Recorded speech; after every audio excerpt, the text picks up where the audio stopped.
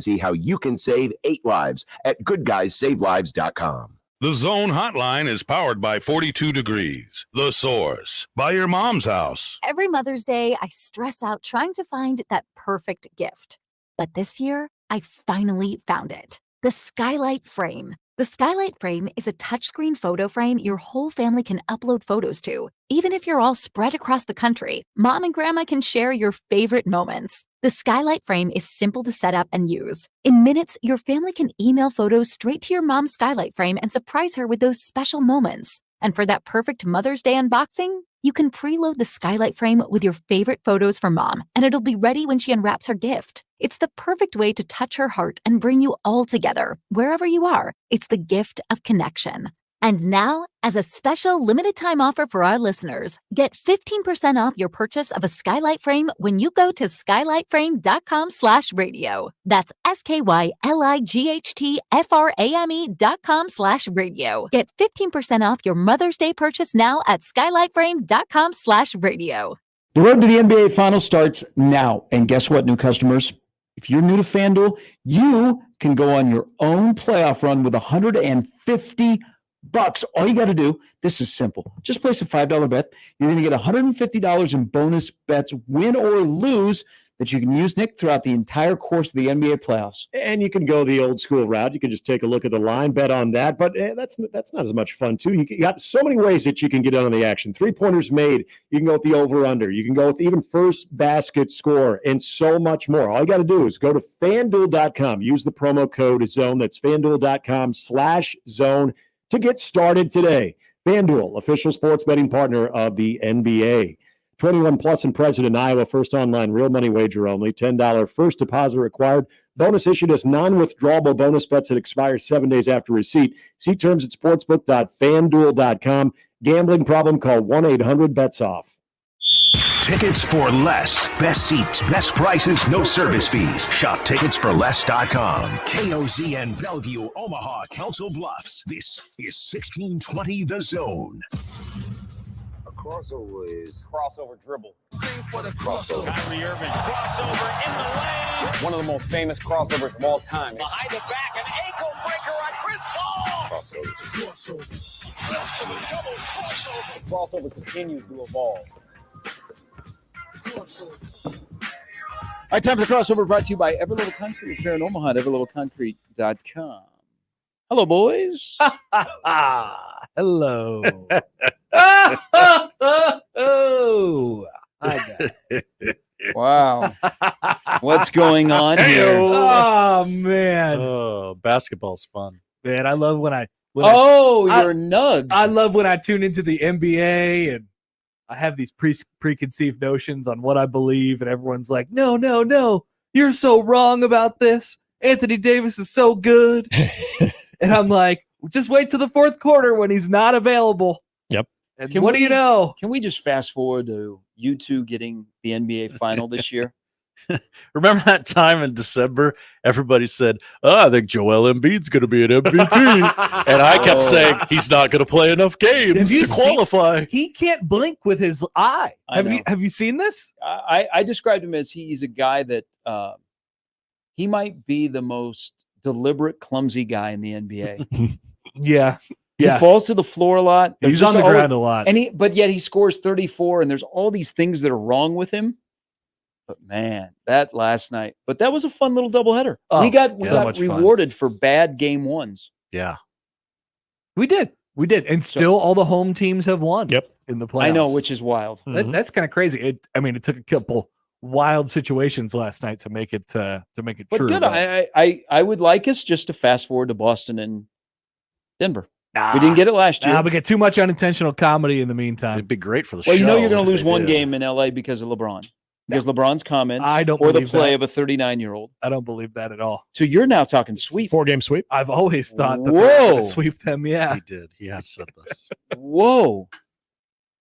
What would make you believe that they're all the same? Like it happened last year. Yeah. They're not They'll good. win one game. It's a horribly constructed team with 2 star players, one of which who is geriatric. Come on, and D'Lo. and the other one disappears for the Whoa, important parts. hold on. What about D'Lo? Hey, hold on. D'Angelo Russell. Hold on. Yes. Hold on. Yeah, Mr. The refs cost us the game. That was Now, in the third you quarter. can by the way. dislike him. 39-year-old LeBron James is not geriatric. No. I am Team LeBron. I am LeBron. But you're on Nuggets. I'm like up 2-0. I just had Murray hit a game-winning shot. No, last this night. is not We about were down them. 20. This is about me laughing at the Lakers all the time. Like, I laugh at the Lakers, I laugh at the Clippers, and I laugh at the Sixers. These are the teams that I laugh at. And so when they do poorly, I take a nail drag to their graves. Just mess it up the whole time. It's so much fun. It was fun last night to watch that game.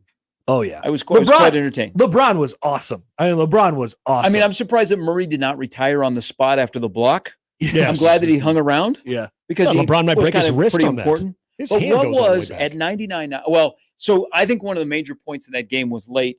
So when Jokic was trying to just throw up a shot to draw a foul, and Reeves had the rebound and Gordon got it, and they kicked it out and they hit the 3. I thought that was a huge point for the Nuggets. But I know the 3 ball is there and you're wide open. You also are the biggest bull in the NBA. If you would have just driven to the rim, you don't think you're going to get a call? I don't mind the shot. I mean, You're a Denver fan. There's there's nobody. You There's wish nobody he near would have him. stepped back even further. He had just cashed two huge threes. He was open. Man, it's 99-99, and I'm like, don't do it. It's too tempting. Drive the basketball because you're going to get an and one. You're going to the line. It was halfway down. I mean, he should have made it. He almost made it. Not every 3 is a good 3. In that case, so the one where the best player on planet Earth is wide open is not a good 3. That's a great 3. Wide open. He had a lane to drive to the basket. He was going to get fouled. It's 99-99. I would have taken because he's LeBron. Anybody else, I would have said, that's a smart, take the 3. He's driving and he's going to get fouled. Look at it. They left a wide open spot for him, but he missed. They got the rebound and then Murray hit the shot where Anthony Davis disappeared on the Nuggets bench. He sure did. I'm glad they found him to bring him to the press conference. Yeah, and then he said, Jamal Murray made the shot, and then he left. The one underrated aspect of the NBA postseason is the postgame pressers are fantastic. Comedy. Especially when you Great get to the theater. finals and they credential anybody and they have a live mic and they ask just wild questions. Just comedy. The whole thing is fantastic. I totally agree. Love the NBA playoffs. I probably watch about 6 games all year in the regular season, and then I am locked into the playoffs. I am like seriously every night from now until the middle of June. I'm just gonna be laughing at whoever needs to be laughed at that night. And yes, it is. So would you like to nice. talk about the Sixers then too? Sure. Yeah, sure. Take it easy on us tonight, by the way. Oh yeah, I can't promise. He's that. a Heat guy. He's a Heat guy. I mean, we have the GOAT coach. We just don't have the team to go with. Did you know he started in the video room? I've heard that. Really? I've heard that. Yeah. And now he's Tell me more. Now he's the best. Now he's. Oh, you can't deny that he's the GOAT. No, he's he's great. really All right, good. I was Really, just trying really to good. sift through Connor Happer show sarcasm. No, I'm in on Spo. I'm in on Spo. He's good. They don't have any players though. That hurts. Yeah. Yeah. We're down a little bit. So I was thinking of a crossover moment yesterday while I was having breakfast. Please. I have a friend who likes to talk Husker football. So like every 3 or 4 months in the off season, he'll go, "Hey, I'll buy you breakfast." And so he has a good taste in breakfast. How is Damon? He's doing quite well. So I thought about am I in the middle of a Seinfeld episode or is this just good content for a crossover? If you go out for breakfast and you haven't seen somebody in a while and you sit down and you go to a spot that is known for whether it be their omelets, their grits or whatever, and someone orders pancakes, don't they deserve to be scorned? Like who goes out for breakfast and orders pancakes? That is a Seinfeld episode. Wait a No, minute. there's only one What do you place. mean? You got to get the omelet. They make the best omelet. You got to who get the goes omelet. out and says, you know what? We're going to a nice breakfast spot. Yeah. Let's get pancakes. The only place that was viable was when Amato's was open. and they were known for their pancakes. Guy wanted a pancake. What's wrong with the pancake? That's all they got. They got pancakes. We're at a nice breakfast spot, very popular. They make good omelets. They got other stuff on the menu. Oh, they just strictly got pancakes? No, they nothing on the side? just 3 flapjacks. Oh, okay. Usually the pancakes will accompany something.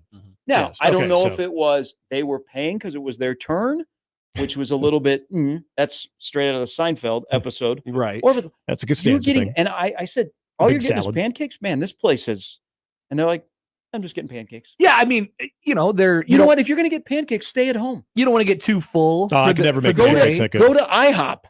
I don't have a problem with the pancake. Yeah, I don't. order. I don't. If you do accompany it with something, like you got to have at least some bacon or something in there. Yeah.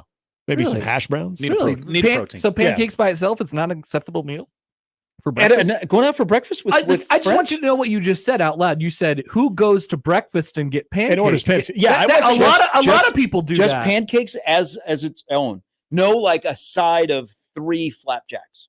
Maybe he likes this person likes their pancakes. What was the size of the pancake? the big pancakes? It was a big Yeah. pancake. Okay, Like 2, 3. But if you want pancakes, why don't you stay at home? How many pancakes? I got 3 pancakes. I could never make pancakes as good as the better ones that I've experienced. So I would never. When make was the them. last time that you went out for breakfast with your lovely wife or friends and said, you know what, God, pancakes sound really good. I know they're known for that omelet or that big Pop-Tart. I think I'll just go a pancake. I don't think that I've done that. Thank you. I don't think that I've done that. But I'm not against it. I'm not against the idea of doing it. If you're just going to do the pancake, just stay at home. You got the opportunity at a nice breakfast spot. You can make an omelet at home. How many but- places around this town are known strictly just for their pancakes that are not has pancakes in their name? But how do you find other stuff on the menu if you're just getting the thing that you always I can get pancakes anywhere. Yes, you can. Most You can also pancake- get omelets anywhere. Yes, you Well, can. not all omelets are created equal. You can- Pancakes, a lot of pancakes taste the same You- wherever you go. Eggs Benedict disagree with anywhere. that. You can get a skillet anywhere. You can get a skillet at home. Everybody makes the same pancakes. Your eggs Benedict no, might be different from no. wherever you You're go. saying that there is no level of there's no elite pancakes Unless out it's there? tomatoes and RIP. R.I.P. Indeed. I've said The this ricotta before. pancakes. I've said it were before. I will say it fantastic. again. Hy-Vee has amazing pancakes. Hy-Vee has Hy-Vee's amazing pancakes are the 5-star. They're good. They're very, very good. I'm just there has to be pancake tiers out there somewhere. Make it Sarah Baker Hanser's next list. Ooh, the pancake bracket. The Omaha pancake bracket. Yeah. I don't think we have enough restaurants in town that are just like pancakes is one of their top. Well, how things. many breakfast places do we have? They all make pancakes. You can get Oh, pancakes okay, anywhere. So here, I look thought. at this. If you're a breakfast spot and you're thinking of all the great stuff to offer on the menu, like your First Watch, which I love going to, Yes. okay, They have a good pancake there. or Lula Beats, Yes. or any other because we're a good breakfast town. Like Omaha has good breakfast. If you are a breakfast spot and that's specifically what you like, you're open from 6 a.m. to like 1:30. If pancakes is in the top 3 of what you do well, are you surprised that they're still open for business? Maybe that's a market inefficiency. Maybe a pancake place should open that's not named IHOP. I'm just saying a damn good pancake is something that can draw in a lot of customers. I agree. Because a good pancake is a good pancake. I just don't know when did pancakes become a side? You know, There's always been a side. I always thought pancakes were. options. I always thought pancakes were the meal. Well, You if I get get a side of but pancakes. if you get like the You want hash pancake browns, breakfast you in want- those places, you I want think toast? they offer you a side with it. But you're saying, Gary, you're saying that I have to get my meal and then if I'm going to get pancakes at all, I have to get pancakes on the side, pancakes with something else. Yes. I just don't know when it became taboo to only get pancakes as the main course. See, now this is where I'd agree with Gary. If you're going to do pancakes as the main course, you do that at home. That's where you just do that at home. If you're going to the breakfast place, if you're going to get pancakes, you're probably going to You want want to to get get a something else on pancake top as of a it. side, I'm all for it. But if that's your main thing, Hmm. then I'm questioning a lot of stuff about I'm you. gonna go out to breakfast and get a pancake and just see what Strictly happens pancake? afterwards. Yeah, just a couple pancakes. I guarantee that the waiter or waitress will try and oversell in the Yeah, back. they'll be like, what else would you Drizzle like? all that. Would you like some syrup bacon? on there? Would you like some sausage? Mm. We got And we got some good hash I don't browns. like any of that crap in my pancakes either. I just like pancakes. You don't want like chocolate chip No. pancakes? God No. no. No, God. I'll do Blueberry I'll do pancakes? blueberry. I'll do blueberry from time Strawberry to time. pancakes? No. I'll do blueberry from time to time, No. but no chocolate. Pancakes. I'm not a fan of chocolate chip pancakes. Just pancakes. I think we said a I eat world pancakes record. as a sandwich. Oh yeah. I just I've heard of that. no fork or knife, just roll it up and That's got to be a small. Oh. So I'm thinking like you have a couple pancakes and then you throw the rest of your meal inside the pancakes. No. Just the pancakes are separate. Might put some peanut butter and jelly in there and just eat pancakes as a sandwich. That's okay. Yeah. You could do that. You pick them up. Now you can't drizzle the syrup on top of that. Your fingers will get too sticky. Yeah, you've got to be selective of the syrup. Yeah. Like the syrup can't be runny. It has to be so you pour it out in a specific spot. Yep. In the middle of the pancakes. But you haven't answered my question. If you're known as one of your top 3 things is pancakes, are you a good breakfast spot? Probably. Yeah, you could be depending on what your other 2 are. It's probably just never been done before.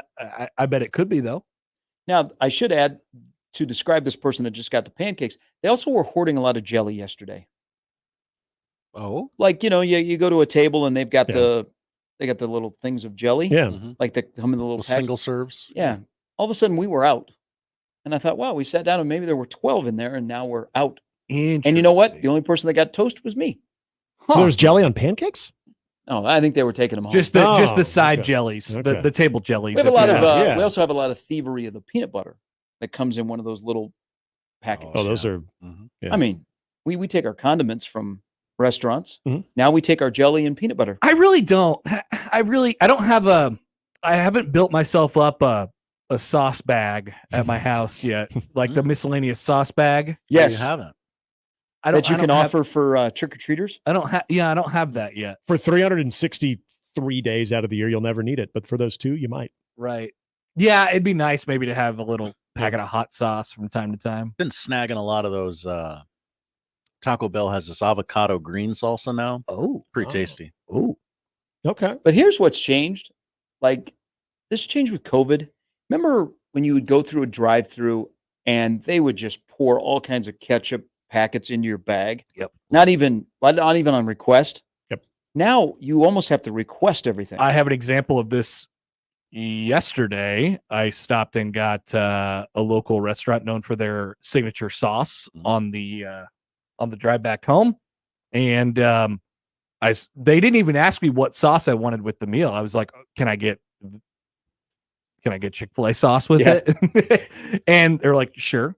And then I pull open the bag. It's a couple meals for me and my wife, and there's one Chick-fil-A sauce for every thing I requested. There's one.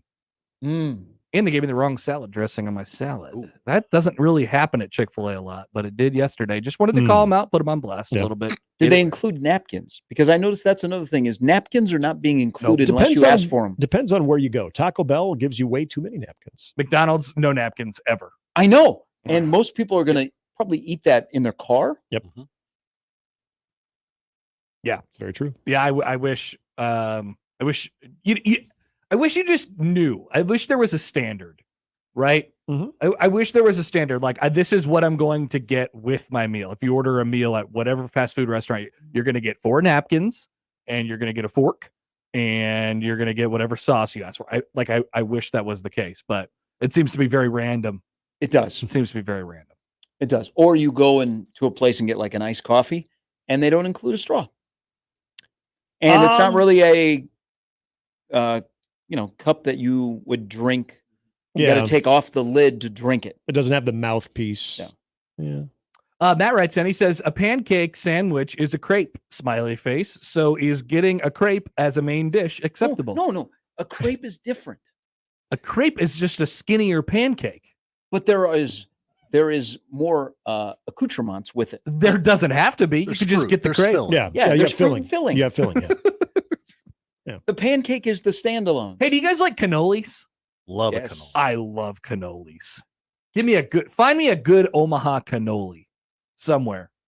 Come on. Ooh. Where's the record? Where'd that be? Give me a good Omaha cannoli. We've lost some really good Italians. We've lost some really good Italian restaurants of late, so there go some of the best. I'd love a good cannoli. Somebody send me where I can get a cannoli. I'll email you 2. I'll email you 2 spots. Thank you. Email them? You could just text Can't them. say them? Yeah. I don't want my spots. Yeah, he doesn't want that out there. Become busy. He doesn't want that out there. That's good. Good for you.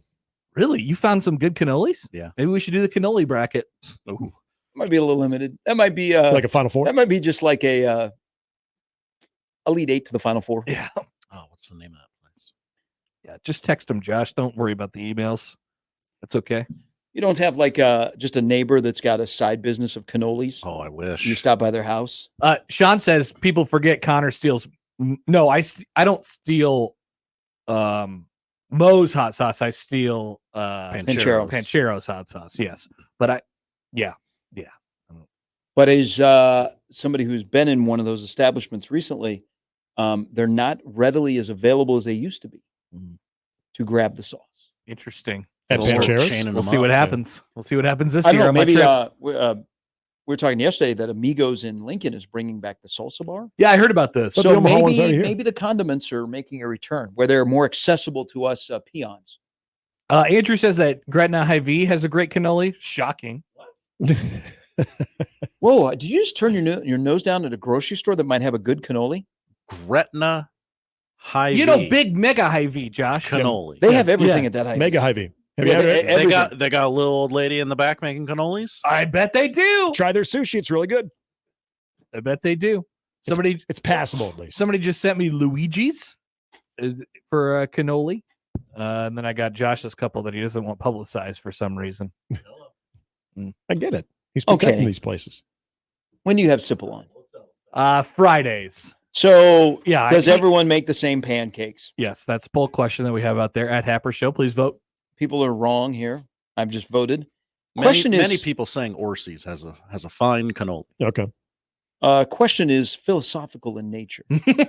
Right.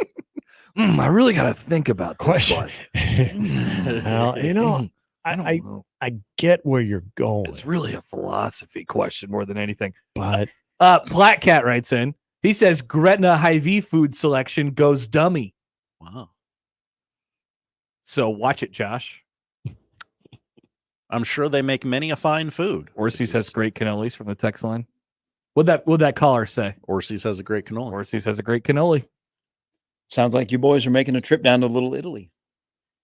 Yeah. Get a big fat bread pizza. So big you can't even Now- get it through the door. Now, while the cannolis are good, are you Omahans just tricked into that's a good pizza? Oh, Gary, I don't think you want to Careful. start this conversation. Careful. I care about you. I know of a particular one that I think maybe you're not referring to it, but I would give you an example. I think he's referring to the one on 9th and Pacific or whatever it is. No, Orsi's Yes. is good. Yeah. I think Yeah. Orsi's is good. No, I'm talking about La Casa.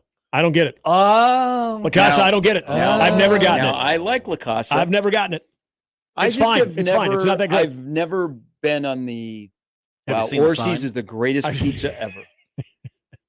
I think Orsi's is good. I think some of you longtime Omahans that were born here, grew up here, sometimes get brainwashed into I must go to this particular place No, because that definitely everybody happens. has Yep. goes that's a there. thing. I went there as a kid and I just continue to go there. Maybe you've been brainwashed into thinking that omelets are the only breakfast and that you can't get pancakes. Might be. And there's grits, there's biscuits, Ooh, biscuits and gravy. there's Sounds good right yogurt. now. What? You're gonna go to a breakfast spot and get like a Being yogurt sarcastic. parfait? Okay. Will good. the waiter or waitress call me Shug? See, I want that. I need that. Yeah. yeah. Or Hun. Hun is also acceptable. Oh, A yeah. fine diner? Yeah. Yeah. See, we need one Yeah, of when those- you walk in the restaurant, you feel like you're at their house. Yes. You're like, Yep. sit down, take a seat. Yes. So we need one of those TikToks, that is kind of a popular one now of course we're from Omaha. We do blank. Oh yeah. Everybody's doing those. What would ours be? Of course of course we're from Omaha. We root for Creighton basketball and Nebraska football. And that would be pretty good. Of course we're from Omaha. We camp out for a spot at Memorial Park. That's true. right. Yeah, that is very true. Sheryl Crow. When 2/3 of your favorite Kenny Loggins. geriatric band is playing. Mhm. Now have they named the group for this year? No. Great question. No, Yeah. if they have, Is it's Sugar Ray going to come back? Because I liked when Sugar Ray was here. They had Sheryl Crow that one year. Kenny Yeah, I think Loggins one year. I think anybody you followed in the 80s or the early 90s got a shot to be on stage. Yep. Yeah. Wasn't Pat Benatar here? Oh yeah. Yeah, I got nothing for Yeah. Memorial Park. Must this be summer must be yet. a big one. They're waiting. Memorial Park display. Memorial Park display. Exciting. I'm excited to see what happens. See who it is. Yeah. I feel like the longer they're waiting, the bigger the act will be. the more exciting the act will be. Yeah. Yeah, they're slow playing this for a reason. Okay. Yep.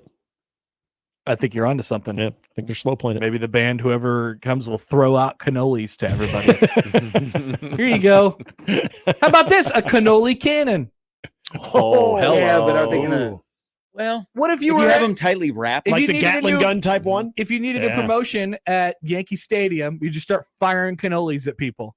Oh, what a good idea. oh, Sugar Ray is coming back. Not He's for going to be Memorial Park, at Indian Creek. though.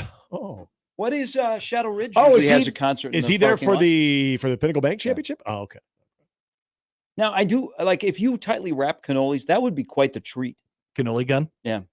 Mm-hmm. I used to think that cannolis and longhorns were the same thing. You guys ever have a longhorn donut? Yeah, I know what you're talking about. Oh, It was Long just John? basically- Yeah. No, longhorn.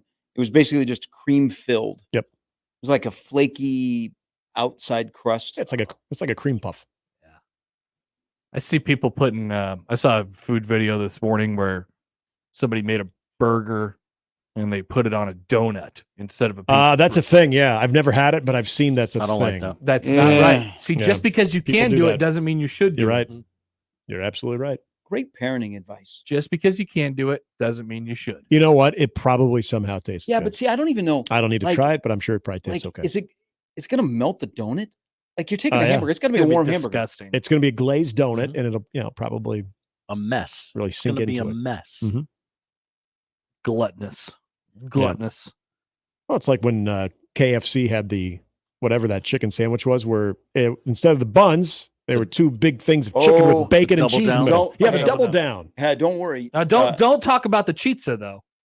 The what? The chizza. Yeah, that's their latest thing. The chizza. What's the chizza? It's It's a pizza, but instead of dough, Oh God! it's chicken. Yeah.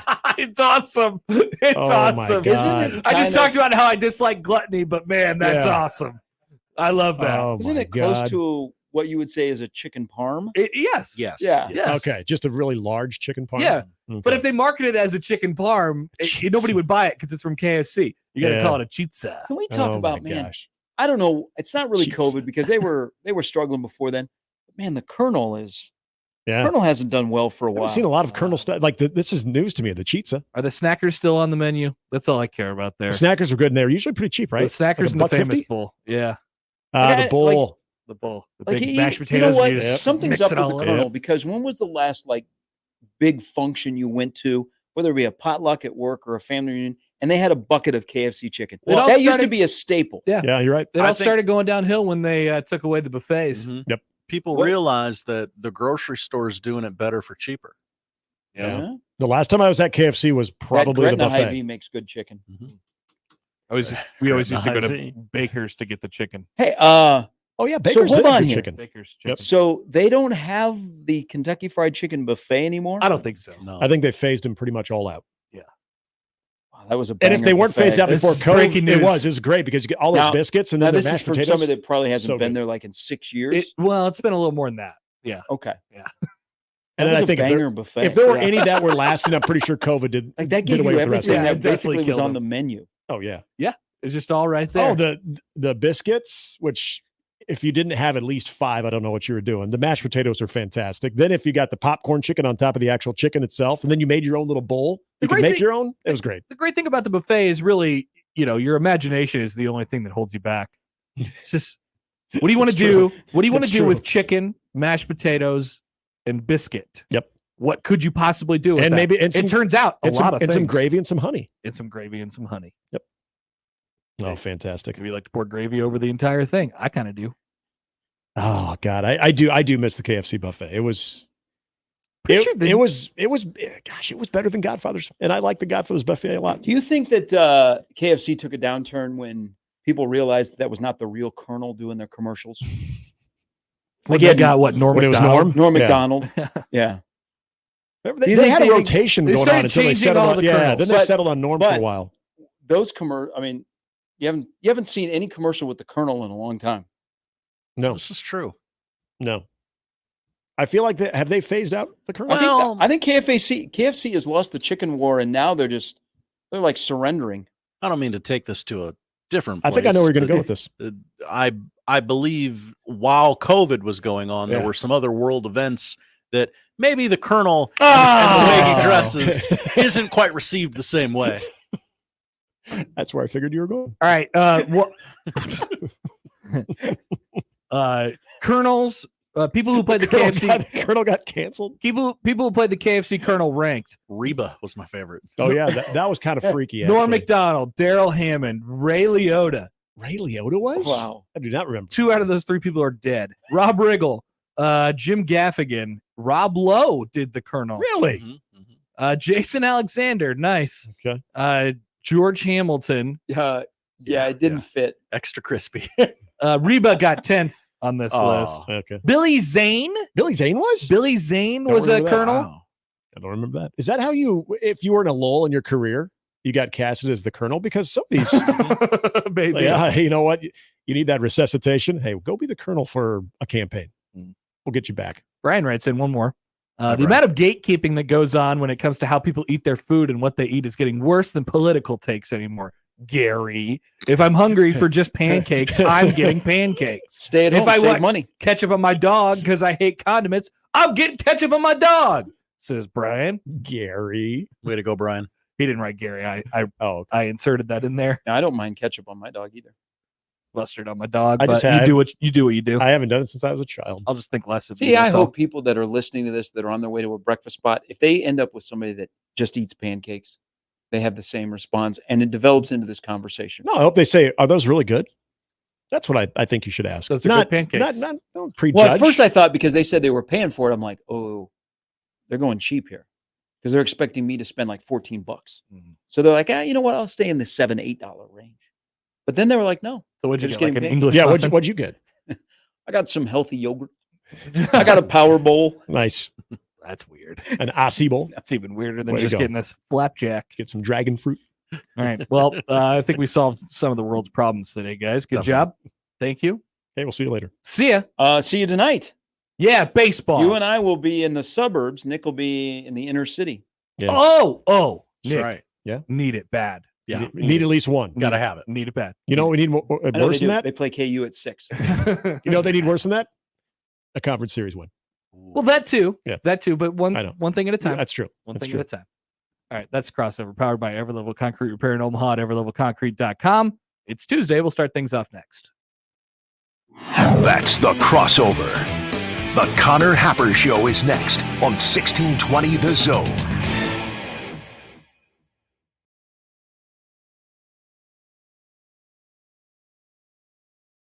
Previously on Unsportsmanlike Conduct. She has left a mark on the college game that no one else can ever claim. A big part of her story is that she went to Iowa and she didn't go to South Carolina. She didn't go to UConn. That was great for the sport. The only time I'm watching is if one of the local teams is playing. She made you want to watch, but you also could sit there and appreciate the greatness and how she changed the way the game looked on the floor. Unsportsmanlike Conduct with John Bishop and Josh Peterson. Weekdays 2 to 6 on 1620 The Zone. Your Omaha area forecast from the Godfather's Pizza Weather Center and KETV News Watch 7 on 1620 The Zone. Can't rule out a stray shower early Tuesday. Otherwise, expect mainly cloudy skies the first half of the day with northwest winds ramping up. Expect wind gusts up to 30 miles per hour in the afternoon with a lot more sunshine, highs in the upper 60s. I'm meteorologist Sean Everson from KETV News Watch 7. News Talk 1290 Coil is your radio home for Omaha Storm Chasers baseball, proud AAA affiliate of the Kansas City Royals. Tune in to hear every pitch, every hit, and every out as the Chasers play at Warner Park and across the International League in 2024. With the voice of the Omaha Storm Chasers, Nick Batters, on News Talk 1290 Coil. Tune in to 1290 Coil all season long for your Omaha Storm Chasers baseball as they take on the International League. It's Storm Chasers baseball on 1290 Coil. Whether you own a local business or a global one, you're always looking for ways to position your operation to create opportunities and move on them faster. With Bank of America, you get access to experts, award-winning insights, and business solutions so powerful, you'll make every move matter, locally and globally. Visit bankofamerica.com/banking for business to learn more. What would you like the power to do? Copyright 2024 Bank of America, N.A. Get ready for warm weather driving with April tire deals at Jensen. Save up to $200 on new sets of Goodyear, Cooper, General, Continental, Maxxis, and Kelly tires. Check out Jensen's Money Saver April tire deals at jensentireandauto.com today. Cinco de Mayo Omaha, the largest festival in the city and recipients of the Henry Fonda Tourism Award, is coming May 10th through the 12th along historic South 24th Street. There will be live music, carnival rides, a beer garden, food, exhibitors, a STEM and health fair, games, and more. Join us for the Cinco de Mayo Parade, Saturday, May 11th along South 24th Street. And don't forget, shuttle parking. For more information, visit cdmomaha.com. And we'll see you May 10th through the 12th at Cinco de Mayo Omaha. Getting quality employees to fill positions in your company is essential, but finding those people can be a major hassle, unless you use ZipRecruiter. ZipRecruiter makes finding quality people a breeze. And right now you can try it for free at ZipRecruiter.com/radio. With ZipRecruiter, one click sends your job to hundreds of top job sites. But more than that, ZipRecruiter's advanced technology identifies the candidates with the skills you need, sends you a list of great matches to review, then actively invites them to apply for your job. And the results speak for themselves. 4 out of 5 employers who post on ZipRecruiter get a quality candidate within the first day. That's right, the first day. Now you can focus on your business and let ZipRecruiter do the work finding the best people for you. See for yourself. Experience the ease, efficiency, and power of ZipRecruiter for free. Just go to ZipRecruiter.com/radio. That's ZipRecruiter.com/radio. ZipRecruiter.com/radio. Equitable Bank. We take banking personally. EquitableOnline.com. It's the Connor Happer Show. Are we sure we want to do this? Could you, make an announcement that we're ready? It's the Connor Happer Show on 1620, The Zone. Good morning. Welcome in. Happy Tuesday. It's the Connor Happer Show. You're on 1620 The Zone and on 1620thezone.com. Connor Happer and Josh Odson with you. Today we get to laugh and laugh and laugh and laugh. I love to laugh. It's a funny show. It's comedic in nature, hopefully. And when funny things happen in sports, we get to laugh at them. And there were some funny things that happened in sports last night. We'll have that on the show today. Actually, coming up here in just a minute. Let's set the rest of it up first. Allan Bell will join at 11:30. Jacob Bigelow at 1. Important questions to both of those guys for very different reasons. Definitely. Allan on the passing of podcast cohort Howie Schwab this weekend. Stump the Schwab. I've really enjoyed all the mid-2000s clips that have popped up over the last few days in honor of Howie Schwab and all the various tributes to him. So we'll see what AB has to say about working with him on the reg on the daily basis over the last few months here. Jacob Bigelow about the Jack Mitchell softball team actually winning last night. I just have some questions. I have some thoughts. We'd like to bring the facts to light. That's all. About this game last night. That's all. So we'll get to that at 1 o'clock. That's the lineup power with the referees at John Higgins Weather Guard.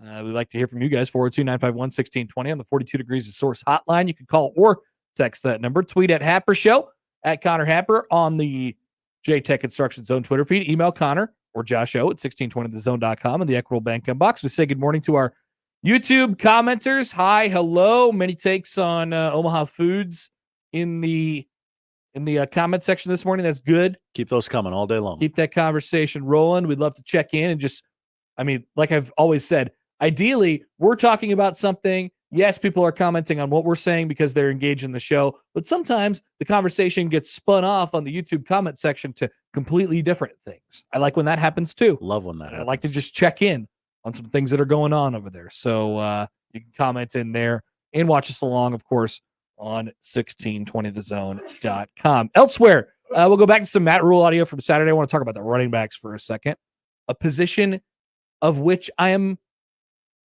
concerned about comparatively, I think. We'll talk about college football game times maybe for the first time today. Colorado's got some scheduling news. Oh? Yeah. They're going to open their season on Thursday night against North Dakota State. Hello. Yeah. That's the eyes of America will be upon you. I wonder what'll happen in that game. And then where might that Nebraska-Colorado game end up? We have seen Jeff Sims has resurfaced. That's right. There was a report about Jeff Sims and his whereabouts last night. Hello. He's interested in a college football program in particular in the American Southwest. So we'll take a look at that throughout the show today. And some portal news in the conference. Deacon Hill's in the portal. I'll miss him dearly. And Northwestern's starting quarterback entered the portal this morning, Brendan Sullivan. Also, I made a spreadsheet about third down defense, and so we'll pour through some of those numbers today as well. Like I said, that is the setup for the show. But also, of course, we have the happenings in the basketball last night. Oh, boy. What's the lead here, Josh? Who do we laugh at first? Oh, you got to start with the Lakers. Okay, perfect. Sounds good. Lakers grab a 20-point lead, and people are trying to convince people have been trying to do this basically the entire back half of the NBA. Watch out. Lakers, they got LeBron James, and they do have LeBron James. LeBron was awesome last night. And then halftime comes up, and they grab this 15-point lead, and Anthony Davis is so efficient. He's so good. And then he makes his last basket with 7 minutes and 25 seconds remaining in the third quarter. We never see from him. We never see him or hear from him again. Very, very funny all the way up until the last minute when Jamal Murray makes a buzzer beater after various other things that happened to that point. And LeBron missed a three. Gosh, I couldn't help but notice, though. I mean, that was kind of vintage LeBron in the fourth quarter. That might be one of LeBron's last playoff game takeovers. He's still got a couple years left in his career. He's obviously a different player now. Mm-hmm. He's in the place where he needs better players than him on his roster. They don't have that. They do sometimes with Anthony Davis, but that's only a sometimes, so it doesn't really count. And but man, I was like, dude, this is vintage LeBron. He made a couple threes, made that crazy and one happen. Dunked in transition. He was all over last night, and I was kind of watching in admiration. And all the while, I was thinking, man, Lakers got up by 20, but I don't think this game is over yet. And sure enough, the Nuggets won it on a buzzer beater at the end. Let's check in with Anthony Davis after the game, my favorite basketball player of all time. Anthony Davis, what he had to say at the press conference afterwards. Anthony, take it away, my friend. To kind of piggyback off that one, can you take us through that last play and just what happened and what unfolded? What was, I don't know if you were screened or what happened on that last play? Jamal Murray made a shot. And then he left. Jamal Murray made a shot. The fake anger. He's just sitting there. He's not actually mad. No. He doesn't care about anything. He's Anthony Davis. I mean, he's upset that he gave up the shot that lost the game, but dude, that's it. I mean, he's known around the league as one of the better defenders because of his length and athleticism and all that stuff. And Jamal Murray's like, I don't care. I'm going right after this guy. Okay. I'm going right at him. Shoot or shoot, and I'm going to shoot. Yep, and Jamal was not very good for the majority of that game, and then all of a sudden, in the fourth quarter, he came alive, and it was the exact opposite for Anthony Davis. It's LeBron and a bunch of scrubs, including Anthony Davis. It's a horribly built team. Flawed. It's a horribly built team. It's LeBron's fault, for the record. I mean, he makes them basically fire sale every year. So Le GM is that legacy is not very good, but LeBron the player, I mean, is fantastic. And then he gets frustrated by the things that happen around him, and then the Lakers have the gall afterwards to say that it was all on officiating and stuff like that. Yeah, LeBron walked out of his press conference too. So one of my favorite teams to laugh at, like they've done anything. Oh, we won the play-in tournament this year. Oh, we won the Mickey Mouse trophy in the bubble that one time. That was great. Nah, you guys didn't do anything. LeBron almost had his Jordan Game 6 push-off moment. Yep. Last night. Shit, As he hurled a defender to the ground. Yeah. On that shot. That was a sell job. That was a sell job, I think, on defense, but I think it was KCP. And I don't have any problem with taking the shot. Oh, Gary no. mentioned the crossover, but I'm fine with what he did there because he had made a couple right prior to that. And so I watch LeBron in admiration still. I'm a LeBron fan. The GM has not aged very well, but he's a very flawed team, and they were never going to beat the Nuggets, and they're going to get swept. I've been saying this from the beginning. Don't trick yourself into believing this crap. That's a kill your will kind of game. Yeah, that's gonna break some players on the Lakers. LeBron's still gonna come to play. We'll see if Anthony Davis has any spirit left. And I do want to say this in big picture, obviously the Nuggets have way better players, including Jokic and Murray. And then they have a really nice stable of role players like Aaron Gordon, like Christian Brown and KCP, and they kind of know who they are. But I think more importantly, like the big picture with them, that group has been playing together for like a decade now. Right. And so we got into this world in the NBA and a lot of other sports of, we just kind of cobble teams together, kind of fantasy football it, fantasy basketball it throughout the year. And let's just throw it together. And maybe by the playoffs, let's see if it works. The Nuggets took the long route, the long road, and they've had some setbacks in between. And now they're the toughest takedown in the NBA because they have this cohesion that nobody else has. And yes, of course, they have the best player in the world.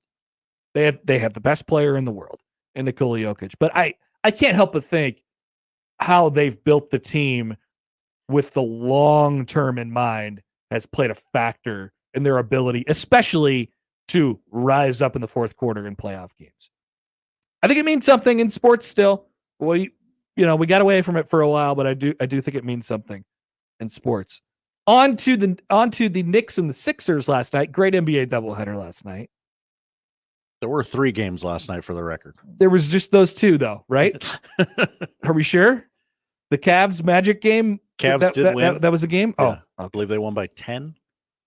Why don't we just give you this extremely, extremely chaotic 40 seconds? Let's set the scene first. There is 39.5 seconds left in the game. The Philadelphia 76ers, a front runner team, is leading by 5. And see if you could follow along with the great Mike Breen. To Hart, back to Brunson. Brunson double team, splits the defense. Lowry takes it away, picked up by DiVincenzo. 8 on the 24, DiVincenzo, corner to Brunson. Sidestep, three-pointer, shot, it's good! Took the bounce and went in. 2-point game. Ball knocked loose, and Maxey gets knocked down. Hart takes it away. Out top to DiVincenzo, his shot won't go. Hartenstein the rebound. Hartenstein gets it out to Anunoby. DiVincenzo a 3. Bang! Bang! Knicks take a 1-point lead with 13 seconds remaining. The 6th recorded double bang of all time from Mike Breen last night. White Dante of all people. Oh man, the Garden when the Knicks are okay and they get something rolling. Whoo, that is a lot of fun. Chills there. And then the Sixers, of course, have to complain about the game after the game about officiating. Look, it's a 40-second scramble drill. You got a 5-point lead. They got the ball. You got to get one stop and get a rebound. That's how you do it.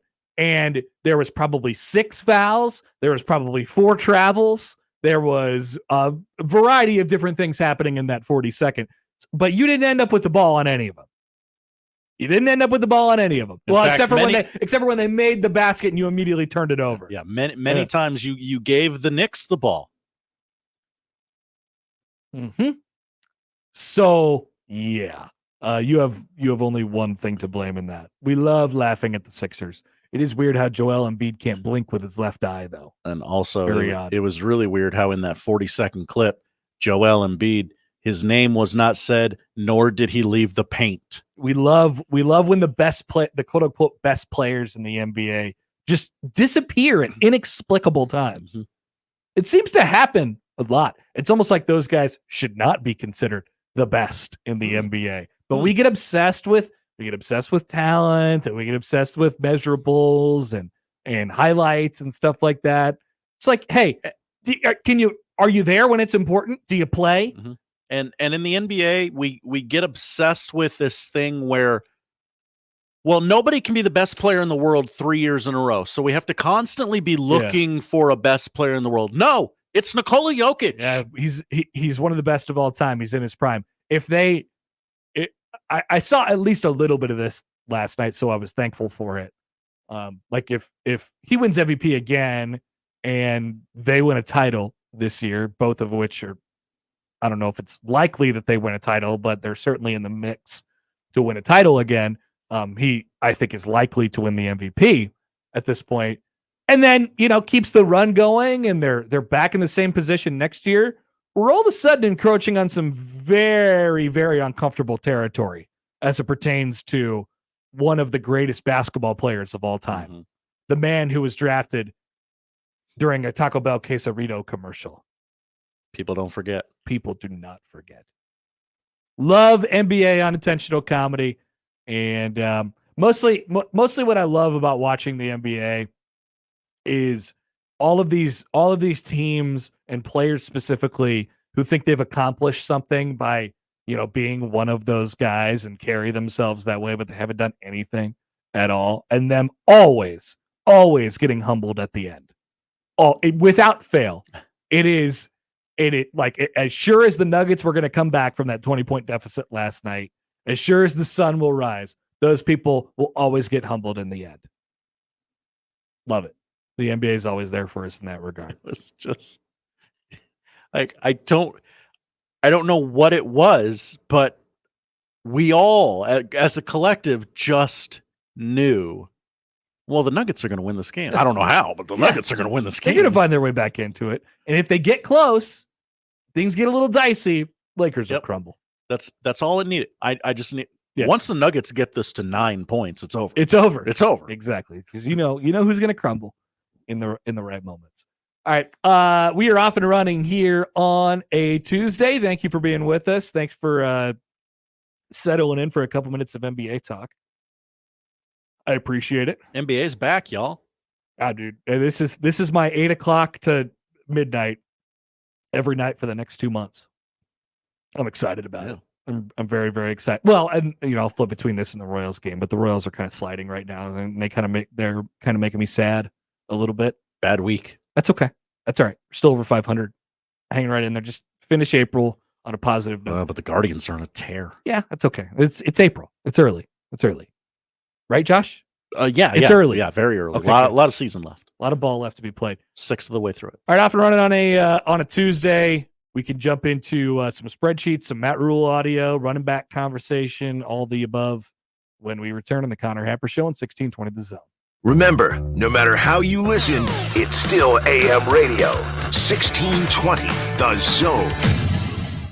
J-Tech Construction, the official exterior experts of the Huskers, offers exterior solutions that help you protect your number one investment. Whether it's roofing and siding or windows and doors, they're committed to excellence, quality, and outstanding customer service in every step of the process. When it's time to protect the exterior of your home, your choice is simple. Turn to who the Huskers turn to, J-Tech Construction. Check them out online and schedule a free estimate today. J-Tech Construction, the official exterior experts of the Huskers. Guys, let's have a conversation. Let's say you've been losing interest in your spouse. You got low libido. You can't focus on things. And you're wondering, what is going on? It may be low testosterone. Mentality is here for you. With their FDA-approved testosterone treatment, the board-certified physicians who work with most insurance companies, they can diagnose the symptoms of low testosterone and take care of it. Schedule an appointment today. Go to the website, lowtusa.com. Take back your life, man.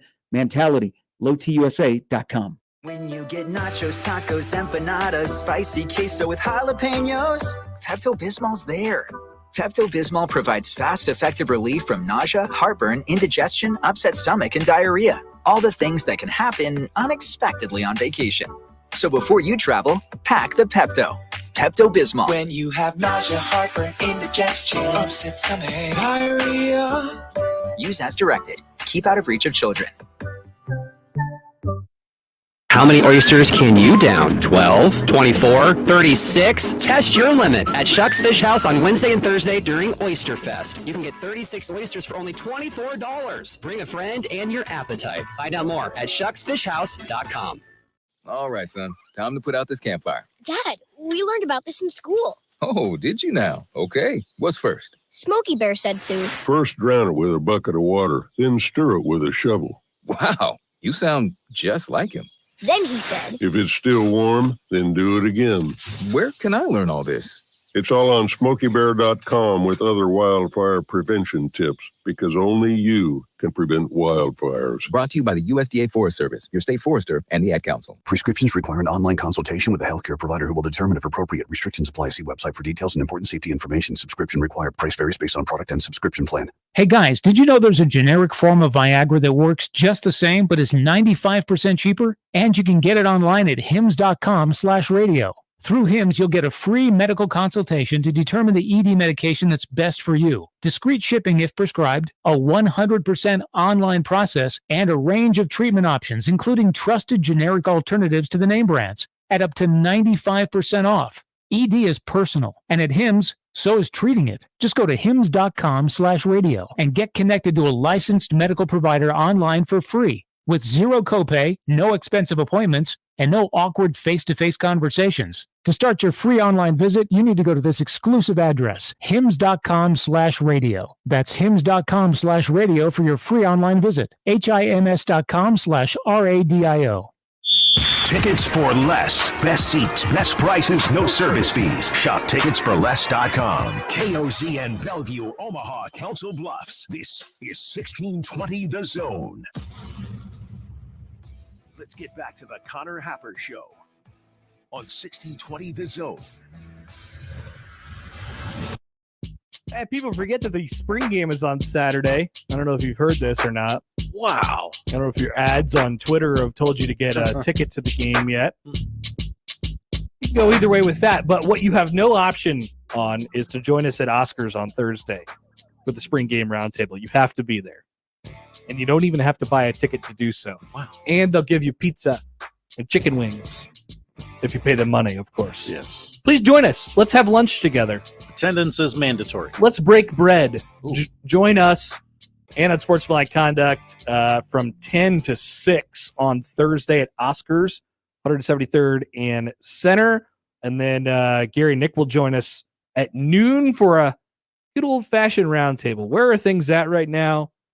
And have a sip of Kool-Aid with us on Thursday at Oscars. Matt Rule talking about third down defense. We asked Sam McEwen about it yesterday because he wrote about it in the Omaha World Herald, and I have now spreadsheeted about it. That's right. All it takes is one little thing. Get my mind going, turns into a spreadsheet. Here's Matt Rule on Saturday about how or what Nebraska needs to do to improve their mark on third down defense, which was, by the way, one of the best marks that Nebraska's defense has had in almost a decade. They're just under 37% last year, was the best mark a Nebraska defense has put up since 2016, when they were at over 37%. So actually, I guess 2015 to make it clear from that. Since then, it's been pretty bad. Tony White made a lot of headway in his first year. What happens in year number 2? Here's Matt Rule. Yeah, so third down defense, to me, if everything's pressure, you're never going to be great.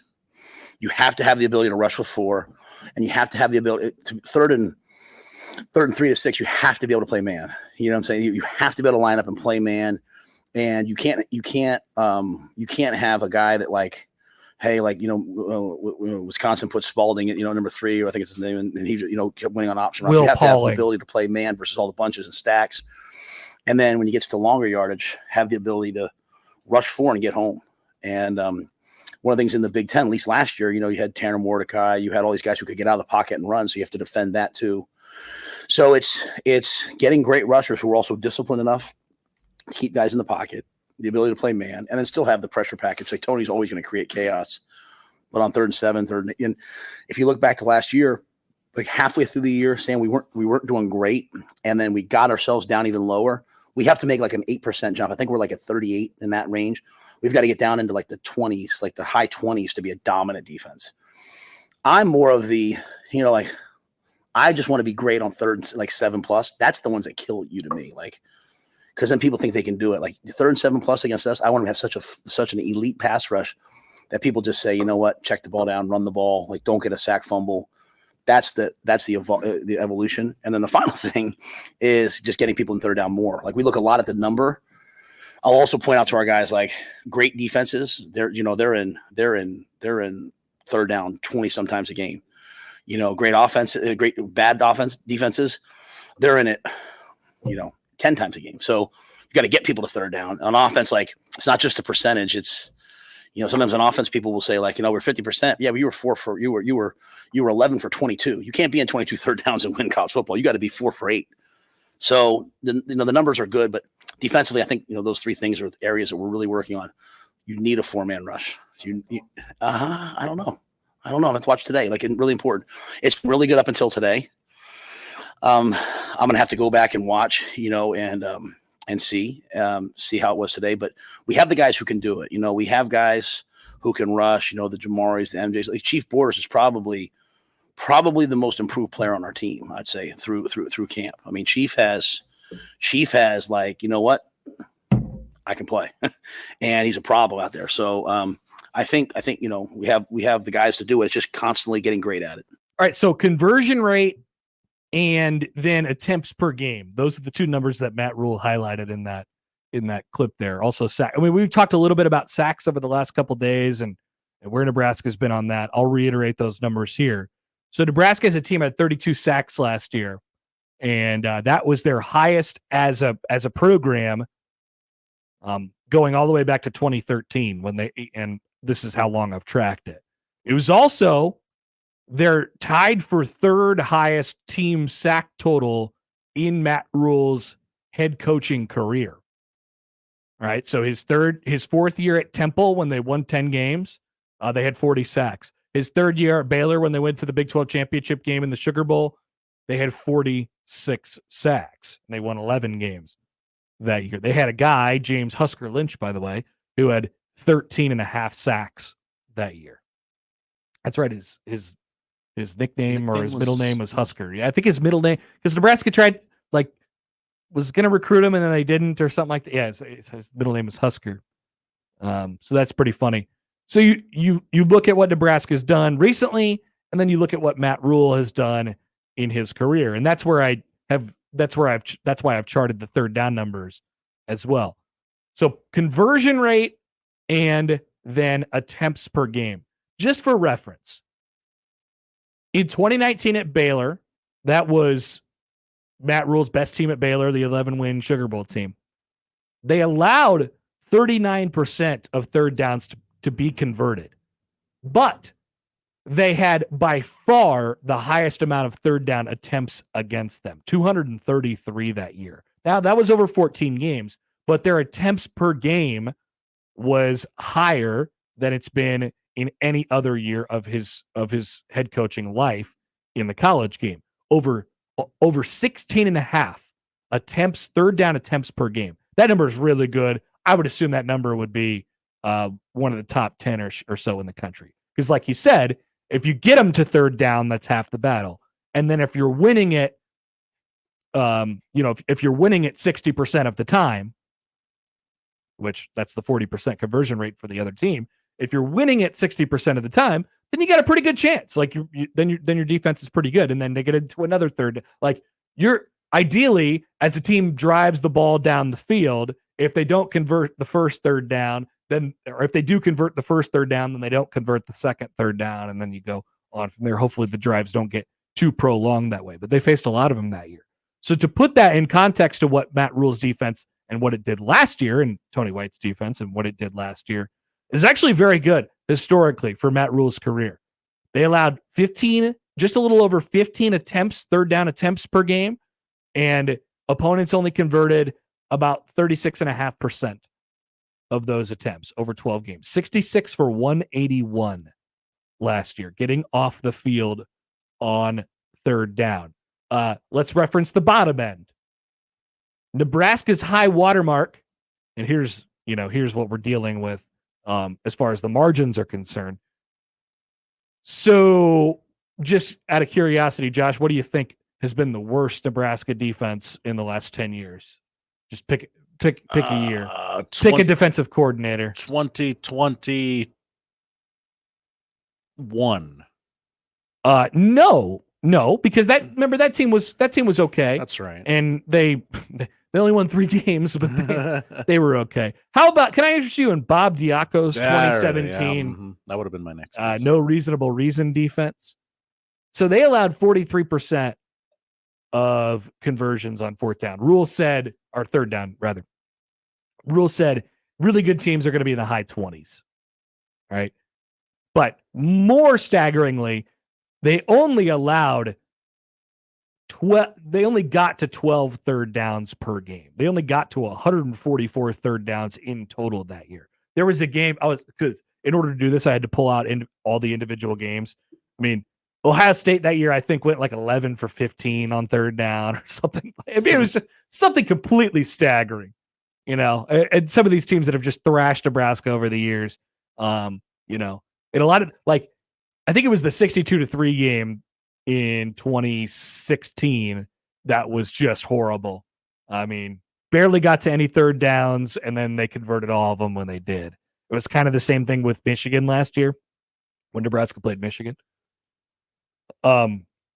So is there reason to think that the number could go up? If that's the case, Nebraska's defense is going to be in really good shape. Basically what I'm telling you is, if you look at Rule's defenses historically, and keep in mind this is a different league with different types of players and the pace is different, right, than he was playing in the AAC or in the Big 12.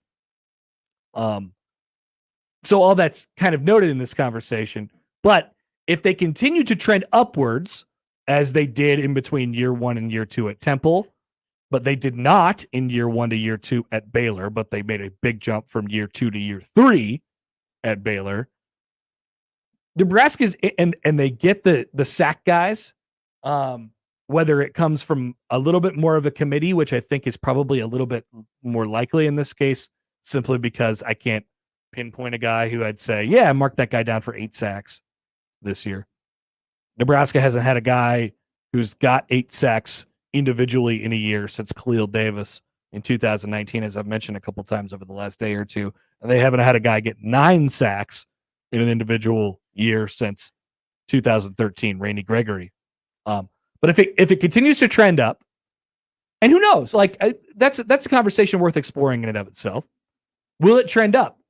Does Nebraska have the requisite sack getters? Do they have the pass rushers to get there? And here's one that I haven't heard as much of in our current Kool-Aid hype temperature climate.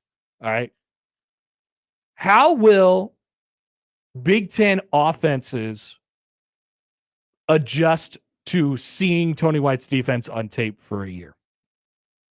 Sam mentioned it kind of offhand yesterday. Mm-hmm. Like, my theory going into last year, if you'll remember, was that Nebraska's defense would actually get mildly worse as we kind of went throughout the year, just because teams would start to figure out, okay, here's what we have to do. Here's where their weakness is. They're causing so much chaos, but here's how we can beat them. And that actually did end up happening a little bit. So what will that mean for year 2 Tony White defense? I'm sure that there's something, and there's some things that they could do to mitigate that. Hopefully you have a little bit more, a few more dudes, like individual type of play. But also you're just more complete as a defense in general. That's kind of the theory anyway. So whether it goes up or whether it goes down, I mean, it's a relatively decent number from last year. Nebraska's only been sub 30% one time in the last 10 years. Matt Rule, in his defenses in college football, has never been sub 30%. Never had a sub 30% conversion rate defense. Now, once again, you transition that over to the Big Ten. What's the quarterback play like? What are the offenses like? Are they going to be more okay with punting? Things of that nature. That all factors into the conversation. But I do think Nebraska could be hovering around that number this year. And if they are, they get the sacks to go with it, and they cut out the turnovers. You're starting to see that formula develop.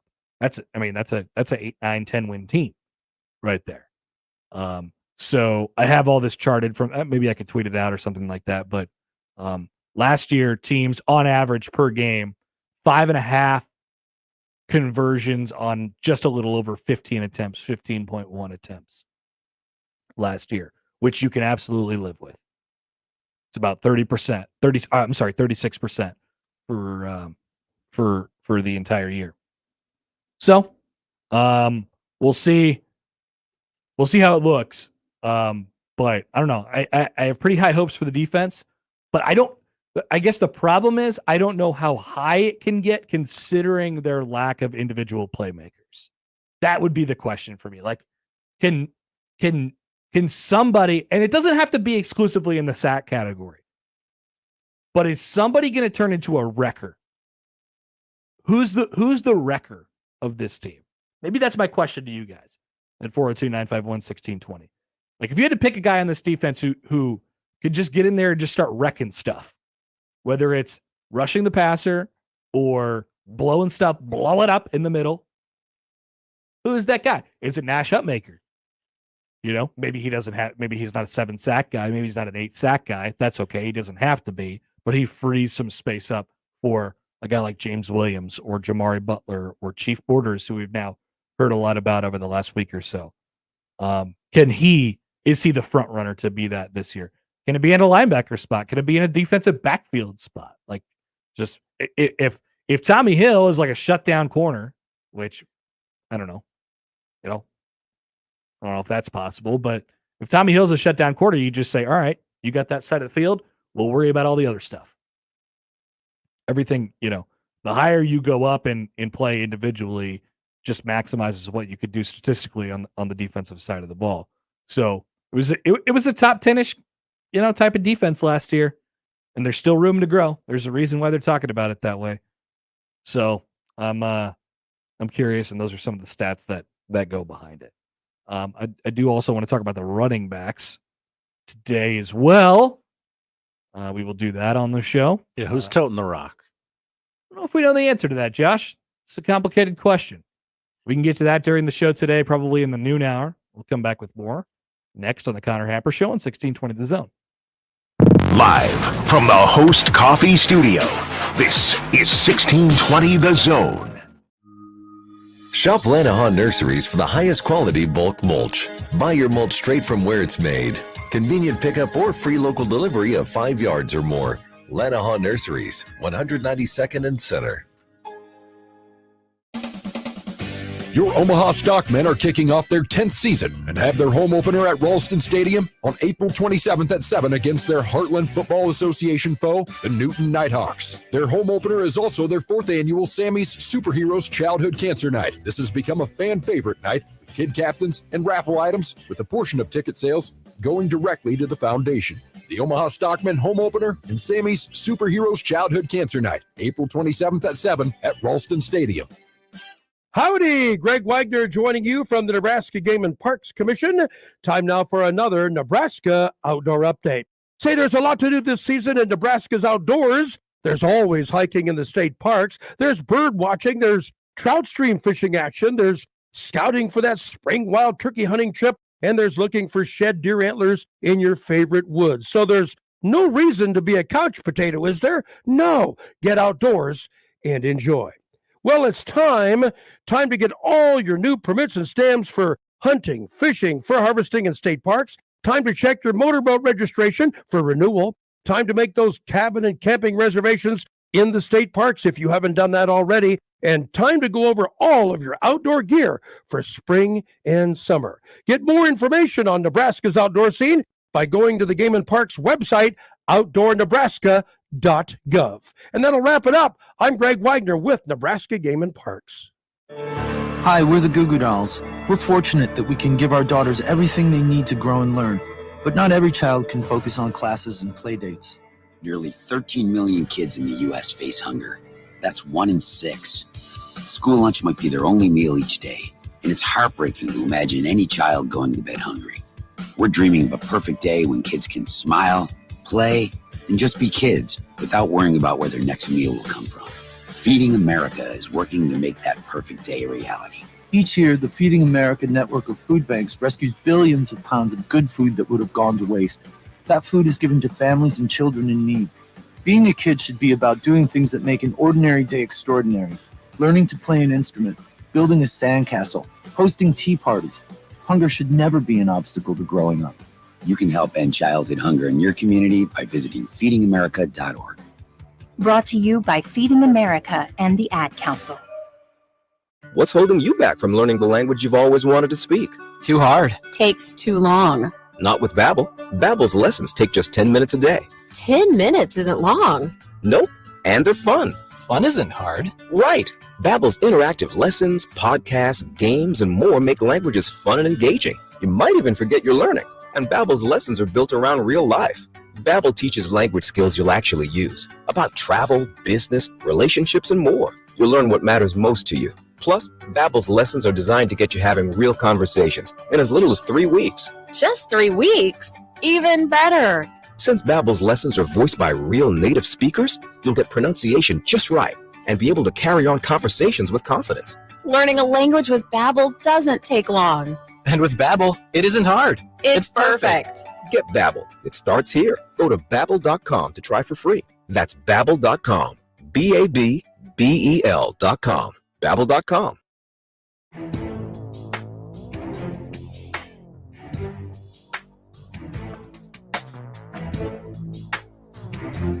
All right, welcome back. Connor Happer, Josh Husson with you on the Connor Happer Show on 1620 The Zone and on 1620thezone.com. We've been wondering about this for a little while. There was a report out of Tempe last night. Watch out for them devil now, Josh. That's right. The publisher for sundevilsource.com. Watch out for them devil now. Chris Karpman had this to offer. More like Chris Barfman. Hey, what do we have against Chris? I have nothing. I have no idea. Nothing. He's great. I'm sure he's a fine reporter. Okay. He has this to offer. Let's see if you believe him. Senior Nebraska quarterback transfer Jeff Sims is currently visiting Arizona State, I've learned. Here's what he says about Jeff. Great size, impressive athlete, and arm talent, but struggled with turnovers in a few games last season. Just a few games. The few games that he played, he did struggle. That's right. Before that, he was a 3-year starter at Georgia Tech. He had 31 career touchdown passes and 29 interceptions. I'd like to pull up my other spreadsheet, the drive chart from last year, and okay. Maybe I should send this to Chris Barfman. All right. Jeff Sims. I have tracked Jeff Sims as the quarterback on. Now, there was one drive where all three of them played, so I can't remember if that number is in there or not in there. And then there was, of course, his hilarious drive against Purdue. Do you remember when he randomly showed up against Purdue after Heine got hurt? Yeah. Oh, my God. One of the most disgusting things. So I have Jeff Sims operating 26 drives last year in his Nebraska career. Not a ton. No, not a very good sample size. But we do have this. 46% of them ended in a turnover. He turned the ball over on half his drives. It is incredible. I don't think we've ever seen anything like that before. I've never seen that before. Some might call it record-setting play by Jeff Sims. Some might call it that. That's right. 12 out of the 26 drives that Jeff Sims was the quarterback for ended in a turnover. 6 of them were interceptions by Jeff, and 6 of them were fumbles. And I can't remember specifically if they were all by him, but I think at least 5 of them were. So there you go. My God, man. For the record, 3 of them ended in a touchdown. Remember when they did that wacko play in the first game against Minnesota and they threw it back to him and he had to run and go pick it up and then he threw it for a touchdown? Yep, That was one of his touchdowns. That was. That was one of his touchdowns last year. So no, I don't think it ended up it didn't end up very good for Jeff in his lone year at Nebraska. Now let's talk about the Arizona State situation for a second. They were, I don't know if they were planning on having Jalen Rashada, the Mr. Moneybags. That's exactly right, Josh. Thank you. Jalen Rashada as their quarterback this year. He had transferred there. He is now back into the portal. And so coincidentally, the only reasonable quarterback that they have left there, this is why they're in the portal again, looking for quarterbacks and accepting a Jeff Sims visit, is because they only have one, and his name is, see if this sounds familiar, Sam Leavitt, the transfer from Michigan State. That's right. He ended up at Arizona State after kicking the tires on Nebraska, along with various other places.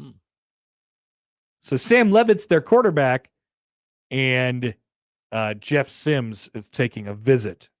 He has resurfaced, and it's just a great excuse to go back through the turnover numbers from last year. I've heard these numbers before, and they are still stacked. They get shocking. They honestly get more shocking every time, I think. Jeff Sims led Nebraska to points on 5 of his 26 drives last year. Double those were turnovers. Double those. Double plus 1, actually. 12 of them ended in a turnover. I mean, that's crazy. And so I was thinking, like, you remember I think the first 2 games of the year, it was like, this cannot keep happening. He's turning the ball over at an astounding rate. Because remember, the thing about him coming in was, he turns the ball over too much. Mm-hmm. Which is we true. We watched ACC Network. We know what happened. Watch ACC Network. But remember, he was turning the ball over at like an absurd rate. An absurd rate. Here at Nebraska. Here at Nebraska. And I thought, well, if he just does what he's done the rest of his career and brings it down to that rate, it will be about 5 times better than whatever's happening right now. There was 3 interceptions at Minnesota. There was also a fumble at Minnesota. I don't know if that was his or not. And then in the Colorado game, he fumbled a snap. They fumbled the one. They fumbled another one. Then he threw an interception, and that's where Gus Johnson was like, you have to take him out. And then they came back out for the third quarter, and remember, he threw the touchdown. It was like a long touchdown. Mm-hmm. And then on the next drive, they punted, and then his final full drive ended up being another fumble. So Jeff Sims had fumbled already, or his drives had ended in 5 fumbles in the first 2 games of the year to go along with 4 interceptions.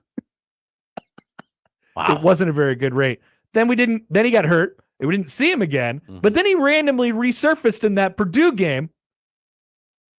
And they just kind of put him in there.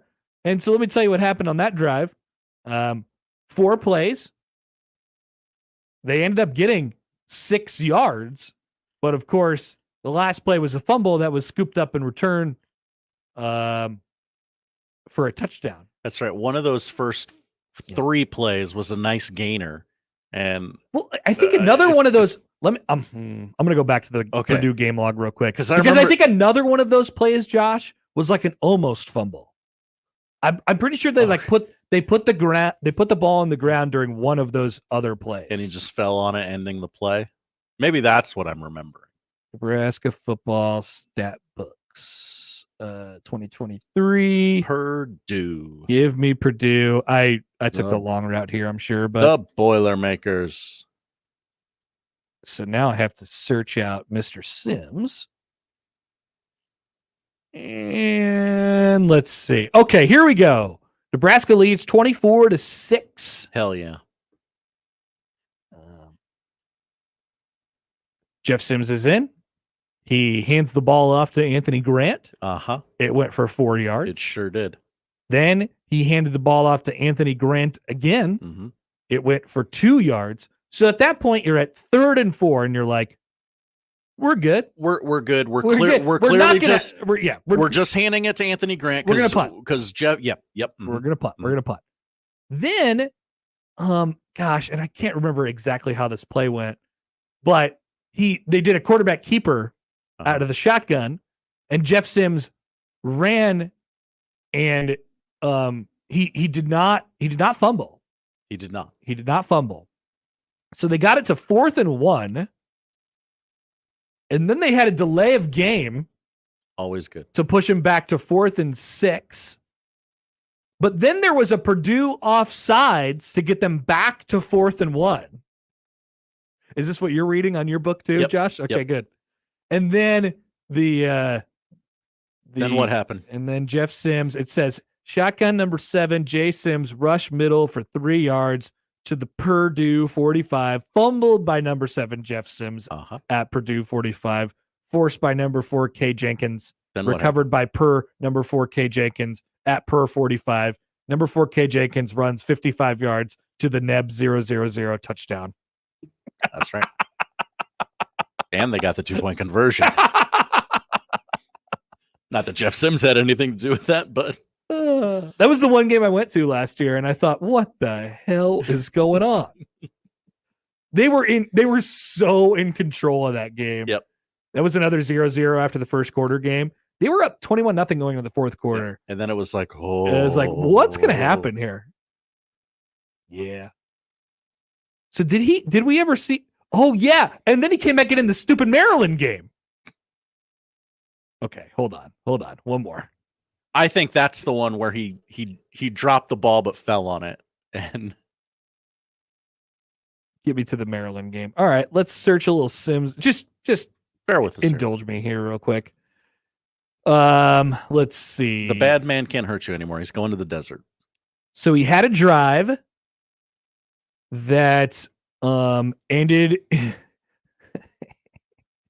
It was a good drive. It was moving. He had a good run on the drive. They were on the 6th play of the drive. He had run a little bit. He had passed a little bit. It's like, what is going on here? Oh, looking at this box score and the play-by-play. God, this reminds me. This was one of those infuriating games where just win the game. They're letting you win the game. Just win the game. This was live on Peacock, by the way. Just take it. And then the drive ended on the Maryland 30 when it was intercepted in the end zone. Yep. Nice. All right, we continue down the list. Yeah. What else did Sims do? He threw 2 picks that day. 2 picks and a fumble, I think. Yep. So the next drive was a punt. Then he led him on a touchdown drive. And then they had a field goal. And then fumble, interception. This is amazing. And those are both in the fourth quarter. And then they put the Chubbster in, right? Yeah, then they put Chubb in. And that's when, oh no. And that's when he threw the pick in the end zone. Oh man. Man, are we gonna watch the season over again? Like, should we take a day and just like pick a game and then watch it one night and then come back and just recap it the next day?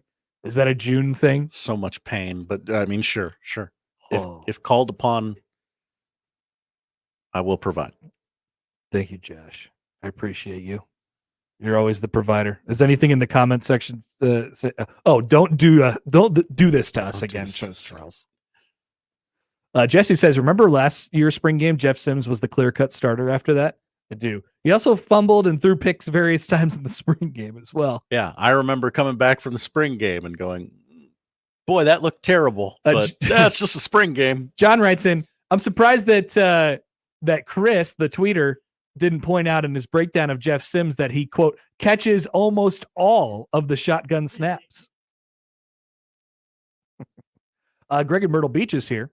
Oh, hi, Greg. He says, interesting that you failed to mention the delay of game caused by middle school rules coaching and Satterfield's snail speed play calling. Yeah, it could have been that. It could have also been a very confused Jeff Sims wondering why he was in the football game. He was not ready to go in. Breaking news, that situation. I picture the New York Jets, I'm seeing ghosts graphic. Yeah. One quick news item before we take a break here. Oh, I love news. Just let me just hit the beginning of this real quick. See you. Let me do this again so we get a clean take. What happened? But we know what we want, and we're gonna get it. I'm a head coach. Okay, so you know what that's going to be, right? That's a Coach Prime update. Coach Prime update. Colorado running back Dylan Edwards is what, Josh? Finish the sentence for me. Packing his Louis. That's right. And what it actually says is expected to enter the transfer portal. Same thing. Do they have any running backs anymore? That's not important. Nebraska doesn't. Or they have 2 or 3 very good ones. I'm not sure. So let's go back and quickly check on. So Colorado's leading rusher last year was Dylan Edwards, 321 yards. Their fourth leading rusher was Alton McCaskill, 59 yards. Their third leading rusher was Syvion Wilkerson, 190 yards last year. Didn't get much done in the run game last year, Josh. Well, they had that terrible O-line, remember? All 3 of those guys are in the portal. Platcat reminds us Dallas Hayden from Ohio State just transferred to Colorado. Yep. So they'll have him. Well, he's a superstar. He's a stud. Man, Edwards is pretty good. Edwards is a pretty good player. Yeah. He had some breakaway runs last year. Maybe he'll transfer to Nebraska. I'd take him. With open arms. Please. Come any, come all. Running backs, please. We'll take care of you. Allan Bell's next on the Connor Happer Show on 1620 The Zone. You get a lot of junk in your inbox. This one, not junk at all. 1620 The Email. Exclusive content, contests, other stuff probably. Subscribe today at 1620thezone.com. Your Omaha area forecast from the Godfather's Pizza Weather Center and KETV News Watch 7 on 1620 The Zone. Can't rule out a stray shower early Tuesday. Otherwise, expect mainly cloudy skies the first half of the day with northwest winds ramping up. Expect wind gusts up to 30 miles per hour in the afternoon with a lot more sunshine, highs in the upper 60s. I'm meteorologist Sean Everson from KETV News Watch 7. The Connor Happer Show returns in minutes on 1620 The Zone. Host is roasting every morning. Host is roasting every day. Since 1972, family-owned and locally roasted Host Coffee Service has been roasting the finest coffee for businesses and restaurants. If you're ready to change to a better coffee provider, it's time for Host Coffee. Omaha's best coffee since 1972. Host Coffee is always roasting something good for you. Equitable Bank. We take banking personally. EquitableOnline.com. Spring is sprung, and you know what? You need to look good. You need to get your fit looking like rad. And Lily Clothing and Well Suited can take care of you because you got prom, you got graduation, you got weddings, and you need to look your best. And you can look your best right now. Why rent a suit? Buy a suit. And you know what? You can get a suit for as little as $199 at Lily Clothing and Well Suited in the Linden Market, 132nd and West Dodge. Take care of yourself now. Why rent when you can buy this season at Lily Clothing and Well Suited? When you get nachos, tacos, empanadas, spicy queso with jalapenos, Pepto-Bismol's there. Pepto-Bismol provides fast, effective relief from nausea, heartburn, indigestion, upset stomach, and diarrhea. All the things that can happen unexpectedly on vacation. So before you travel, pack the Pepto. Pepto-Bismol. When you have nausea, heartburn, indigestion, upset stomach, diarrhea. Use as directed. Keep out of reach of children. Timber Creek Pizza Pub and Grill serves pizza with an unforgettable pizza sauce and unique combinations of bold flavors. Try customer favorites like the Crab Ragoon Pizza, Mountain Man, or the Upset Grizzly Bear. There are daily specials and menu items like tacos, salads, wings, and burgers. Stop in and check out Timber Creek's family-friendly dining environment while enjoying a popular adult beverage. Timber Creek Pizza Pub and Grill at 178th and Harrison and at timbercreekpizzaomaha.com.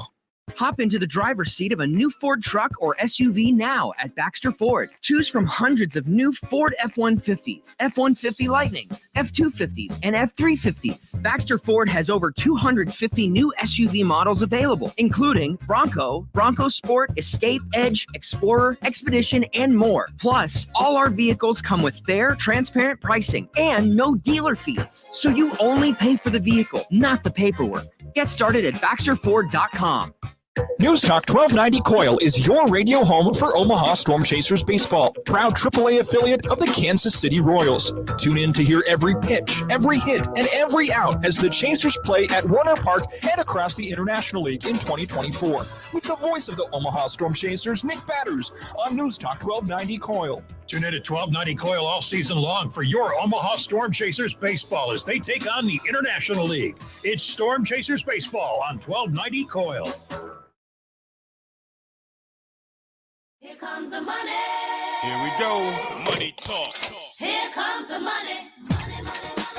Allan Bell, the AB3, on the Connor Happer Show on 1620 The Zone. All right, we're joined now by our good friend Allan Bell of the AB3, driving the line here at the Connor Happer Show on 1620 The Zone. AB, good morning. How are you? Good morning, sir. How we doing, buddy? Very good. We wanted to send our thoughts with you and the crew for the passing of Howie Schwab this weekend. We had talked about him, so much on this spot in the past, and you had only glowing things to say about him, man. So we were really, really sorry to hear that. Yeah, I appreciate that, man. And dude, Howie was awesome. Like everything, like you saw the outpouring of media and people on ESPN. Everything. Like that was him, dude. Like he was awesome. Shoot. Like he got to the point where he was telling me to tell you guys, like, just all in on Creighton everything. You know what I mean? Like he was just with it, dude. So I appreciate that, man. Howie was a great guy. He's gonna be missed by a lot of people. Yeah, it really is. So it was nostalgic to see all the clips of him just crushing everybody on Stump the Schwab from over the weekend. It was actually kind of awesome to be completely honest with you under bad circumstances. Oh, dude, I'll tell you what, man. Like we ran a tribute video yesterday on our show, and it was funny because it was like, we go live on YouTube, right? So he got it. He knew what it was, but his first word ever, months ago was the F word, right? He would just fire it off, and he's like, "Oh, my bad. I'm sorry." I'm like, "Dude, Howie, just do what you do." That's incredible. I saw the one he was doing, the one where they were. It was the clip where he would you have to name all of the players in baseball since a period of time that it hit 40 home runs in a season or something. It's like, I've never heard of any of these people, and there he is just sitting in a baseball jersey of some sort, just ripping them off, and you knew that he had 6 more in the holster, and everybody else is just trying to scratch and claw to find one more easy one if they could. And that's how I remember Howie Schwab for sure. That's him. That's absolutely him. And that's what was awesome, and why he was loved by everybody, was that he was just a dude that really liked sports. You know what I mean? And all of that was genuine. That's him. You know what I mean? And it's we're all trying to rip off a JT Snow. And it's oh, that's easy.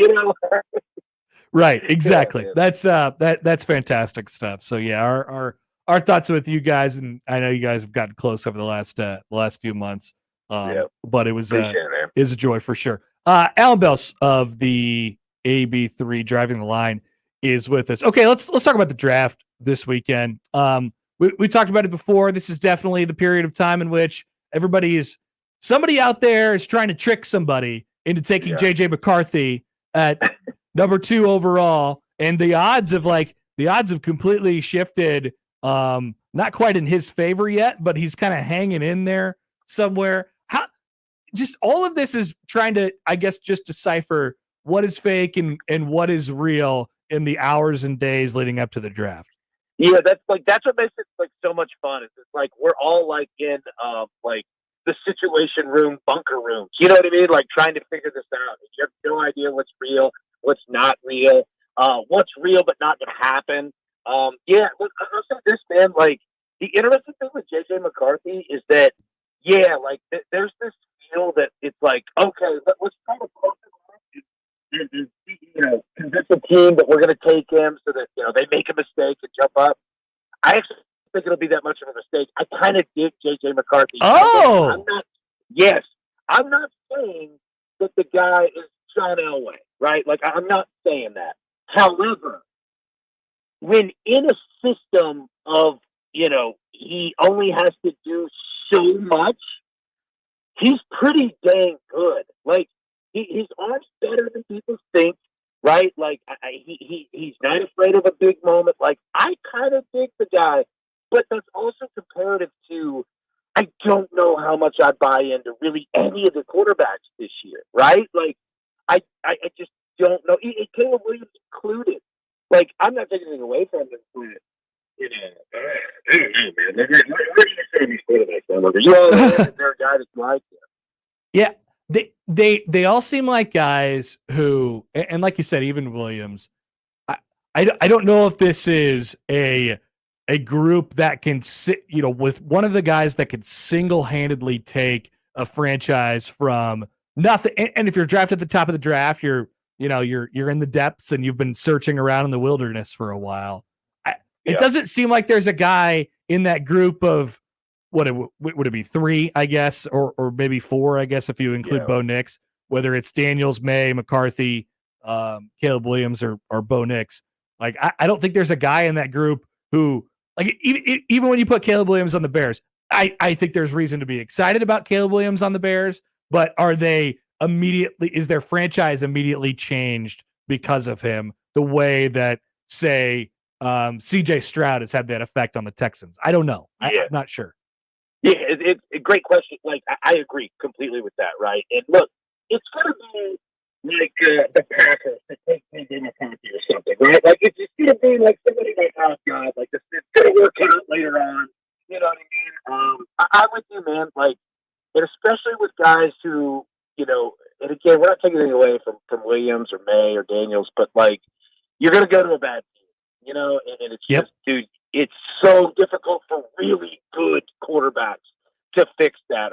I'm with you, man. I just don't know if I'm buying it. I know we talked about this a little bit last week, but any betting angles, like things that you're interested in for the first round on Thursday? Yeah. So, you know, quarterbacks in the first round, right? Like I'm going to go. I think the number's 4.5. Right? Like they're going to make you know, choose if there's going to be that fifth. I'm actually going to go over. Like I really feel that even though we just talked about that, like we don't have any great feelings about any of these guys, I think that, you know, NFL teams now are just like, just draft a quarterback. Like just do it. Yep. Even if we don't need it, just do it. You know what I mean? Because now they've seen that, you know, their trade assets as well, right? So it's like if you have cash, it's like buying gold or a house. Just do it. You know? So I think that we're going to see overs on that. I also think overs on offensive linemen, just because there's just, dude, it's the biggest supply-demand discrepancy across all of football. Like college football, it's hard to find teams that have like an entire set of good offensive linemen. There's just not that many for some reason. So, yeah, man, I'm all in on quarterbacks, all in on offensive linemen. College baseball, I mean, it's once again, I'm looking at the pick sheet here. There's just a lot of college baseball and a lot of Ronald Acuna, Matt Olson, Braves stuff. Yeah. And look, college baseball has been pretty solid, right? Like, they had another profitable weekend, and that's kind of how we looked at it. It's like you got Friday, Saturday, Sunday, and through the weekend, we just want to end with a profit. And I think we've done it all but 1 week this year, so that's been nice. Baseball has been on. Like, the Braves winning, but like Acuna's not playing well. You know, Matt Olson is not hitting well. Austin Riley really isn't hitting well. Marcell Ozuna. Like, this guy just hits a home run literally every game. So, yeah, it's been tough betting Braves Braves props, man, because the stars really haven't shown out. I'll say this: what I've noticed, and we talked a little bit of last week, in Major League Baseball, Sundays and Mondays, those are generally travel days when you're going to end a series on Sunday, you're going to start a new series on Monday. Unders like crazy, man. Yeah, like crazy. Unders on Sundays and Mondays, man. They're coming through, and then overs on Fridays. Like it has just been a mash fest on Fridays. So interesting. That's been playing out. You would think that, I mean, everybody's best pitcher is going on Friday. You would think that it would be unders there. Yep. That's gone the opposite way. Here's one for you. Okay, so last week when we talked, we were getting ready for it was Creighton, Nebraska. They were playing each other again, and I said, well, it's Creighton and Nebraska playing on a Tuesday, so you can guarantee something crazy is going to happen. And sure enough, Creighton hit a grand slam in the ninth inning to take the lead and win in Lincoln. Tonight, Creighton is playing Coastal Carolina, who's a really good team here in Omaha, and Nebraska is playing Kansas tonight at home as well. So we midweek baseball, total crapshoot. Nobody has any idea what's gonna happen. But that's what's on tap for our local teams tonight. Yeah, dude. All right, so Coastal Carolina is great. That's going to be a great game, man. All right, so Coastal Carolina ranked 13th in the country. They can put up runs like crazy, as can Creighton. I haven't seen any totals come out for it just yet.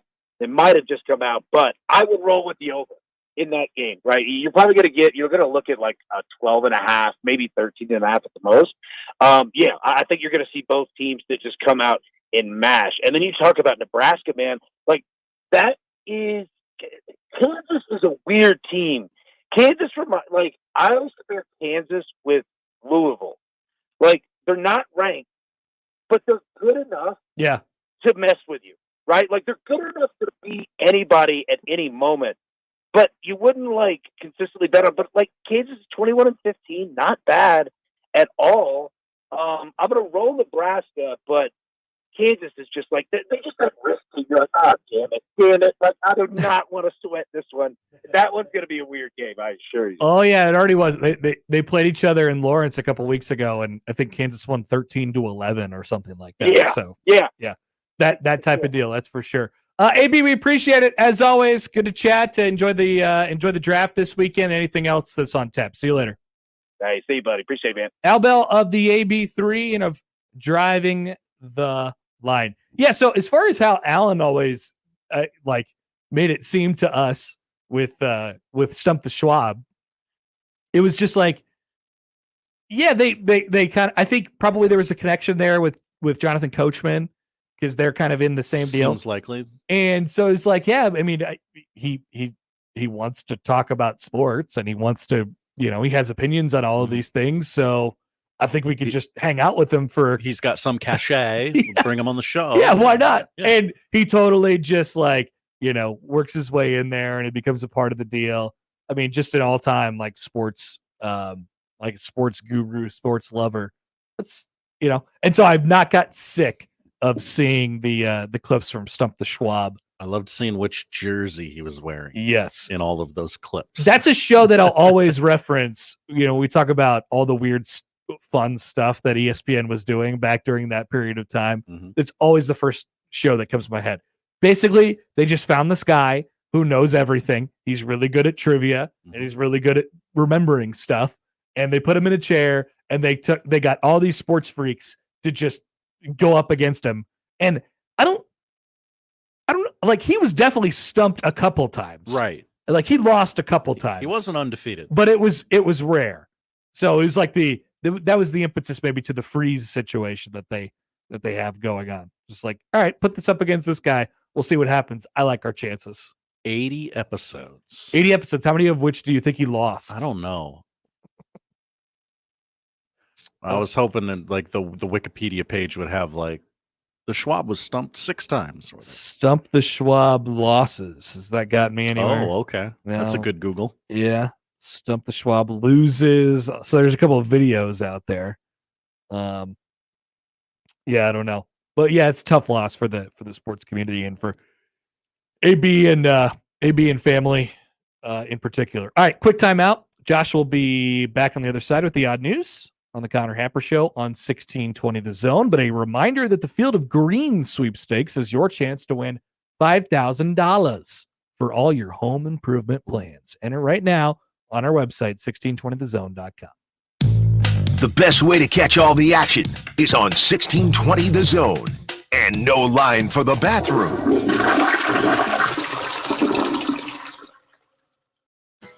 When it comes to concrete repair, Everlevel has some serious game. Coach Greg McDermott here to coach you on why you should choose Everlevel Concrete Repair. They've got the fundamentals to fix your cracked and uneven concrete, and their products will give you the best defense against future damage. It's a fraction of the price compared to replacement, and their solutions come with a long-term transferable warranty. Working with Everlevel is a slam dunk. Call Everlevel Concrete Repair today for your free inspection. Hey, it's Happer for the FanDuel Sportsbook, and the road to the NBA Finals starts right now. New customers on the FanDuel Sportsbook can go on their own playoff run with $150. Just place any $5 bet, and you'll get $150 in bonus bets, win or lose, to use during the NBA playoffs. So take a look at individual games that might be coming up, series-long bets that you like to bet on, or even who's going to win it all. I suggest, of course, the defending champion Denver Nuggets. Or you could even take the Nuggets over the Lakers in 4 games or 5 games, however you want to play it. Just check out the FanDuel Sportsbook. You can use those options or any of your own on the FanDuel Sportsbook. All you have to do is head to FanDuel.com/Happer and get started. FanDuel, official sports betting partner of the NBA. 21 and over, present in Iowa. First online real money wager only. $10 first deposit required. Bonus issued is now withdrawable bonus bets that expire 7 days after receipt. See terms at sportsbook.fanduel.com. Gambling problem? Call 1-800-BETS-OFF. Family Talk with Straight Talk. You give and you give. It's time to get with Straight Talk Wireless. You get a reliable 5G network and unlimited data, and you get to choose who joins your family plan starting as low as $25 a line. Does it have to be family? It can be family or people you like. Get more lines and more savings. Switch to Straight Talk for family plans starting as low as $25 a line per month for 4 lines. Find us at Walmart and StraightTalk.com. For network management practices, visit StraightTalk.com. Family plan discount with 4 lines, all on the Silver Unlimited plan. Taxes and fees apply. Hey, baseball fans, join the Blur Tailgate at Hilton Omaha this June for our 12th annual hospitality event during the College Baseball Championship Series. Book an experience for your clients or employees with an inclusive bar, buffet, TVs, music, and tailgate games. Secure your spot today and let Blur Events take care of all the work so you can enjoy the day. Plus, we're just steps away from Charles Schwab Field. Visit blurevents.com to book your group, buy tickets, or learn about sponsorships. That's blurevents.com, your college baseball and football tailgate destination. Are Nebraska craft beers and ciders important to you? Whether you just love Nebraska brewed beers and ciders or you're a full-fledged craft brewery, there are benefits to membership for anyone with the Nebraska Craft Brewers Guild. Their sole mission is to foster and help grow the Nebraska-centric brewing community. Become a member today at nebraska.beer and help advance the craft beer and cider industry in the state of Nebraska. Find out more about the Nebraska Craft Brewers Guild at nebraska.beer. O'Reilly. Check engine light on? Take the guesswork out of your check engine light with O'Reilly Veriscan. It's free and provides a report with solutions based on over 650 million vehicle scans verified by ASE certified master technicians. And if you need help, we can recommend a shop for you. Ask for O'Reilly Veriscan today. O'Reilly Auto Parts. What's holding you back from learning the language you've always wanted to speak? Too hard. Takes too long. Not with Babbel. Babbel's lessons take just 10 minutes a day. 10 minutes isn't long. Nope, and they're fun. Fun isn't hard. Right. Babbel's interactive lessons, podcasts, games, and more make languages fun and engaging. You might even forget you're learning. And Babbel's lessons are built around real life. Babbel teaches language skills you'll actually use, about travel, business, relationships, and more. You'll learn what matters most to you. Plus, Babbel's lessons are designed to get you having real conversations in as little as 3 weeks. Just 3 weeks? Even better. Since Babbel's lessons are voiced by real native speakers, you'll get pronunciation just right and be able to carry on conversations with confidence. Learning a language with Babbel doesn't take long. And with Babbel, it isn't hard. It's perfect. Get Babbel. It starts here. Go to Babbel.com to try for free. That's Babbel.com. Babbel.com. Babbel.com. At And now we've reached the point in the show where Josh Odson reads the peculiar, the bizarre, the comical, the odd news with Odd Son. Odd news, Odd Son. See what we did there? The odd news with Oddson. The Texans have unveiled new uniforms this morning. I guess everybody's doing new jerseys again. Yeah. The Broncos got properly dragged yesterday for their UTEP-looking jerseys. Just garbo. And then proceeded to unveil in the afternoon much better alternate jerseys, which are just the throwbacks with the white helmet and the kind of royalish blue. Those were not their main jerseys, but they were indeed much better. And then they got Zach Wilson. So it was a bad day yesterday. Bad day for Broncos fans. Have you seen the Texans joints? I have. I don't know about this whole H-Town thing. They're better than what the Broncos rolled out yesterday. I guess. Agreed. The H helmet thing just doesn't seem all that necessary. Feels like a UFL team. It does vibe. We're seeing a lot of that. Mm-hmm. It's like all the rebrands now just feel like they're rebranding to Arena League teams. I want to see the Reds on the field, if that makes sense. Yeah, I don't like their Reds. It almost looks when they had them before too red. Yeah, I tend to agree. But it's like it's a red jersey with a red helmet, a red like chrome helmet. Yeah, I don't yeah, know. just be normal, man. I don't know what we're doing anyway. So what? That's 4 rebrands this offseason, I think. So we've had Jets, Lions, Broncos, Texans. Yeah, and then I think the Jags did something too, right? The Jags brought back our throwbacks. Yeah, I don't know what that consists. What are we doing? Of. It's like every year a quarter of the league rebrands. Mm-hmm. Well, and now the league has said, okay, you can have 3 helmets. Oh yeah. So everybody's bringing adding third helmet. one, if nothing else. What the Lions did was pretty good. The Lions just Yeah. revamped their home and away jerseys and made them pop a little bit more. And then they added black uniforms, which I'm very lukewarm on. Yeah. But yeah, rebrands all over the place in the NFL. So get ready. Get ready to learn UFL, buddy. It's such a good meme. All right, Josh, what do we got? We begin with this is a story that my buddy over at Iowa Western, Travis, sent me. Oh, good. We love crowdsourced odd news. We do. Yeah, it makes my life easier. You remember the 999 challenge? Oh, yeah, with the beer and the hot dog and the what's the other 9? 9 innings, 9 beers, 9 hot dogs. Innings. That's right. Well, I'm an idiot. There's a golf version. All right. The 18-18-18 challenge. That seems worse. 18 holes, 18 beers, 18 hot dogs, and 1. Yeah, see, you got to understand, it's not the time that I'm worried about. It's the hot dogs. And the beers, to be completely honest with you. But the hot dogs, 18 hot dogs in any period of time sounds a little scary to me. Yes. Well, one brave TikToker did it all. He completed it successfully. Oh. And he was dressed as Mr. Larson from Happy Gilmore to top it off. Nice. Spirits were high and the beer and hot dogs were flowing early on. Each hole, the man is filmed by the tee marker as he chows down a dog and throws back a beer, sometimes opting to shotgun it. It's really around hole 12 where things start to deteriorate. 12? Yeah.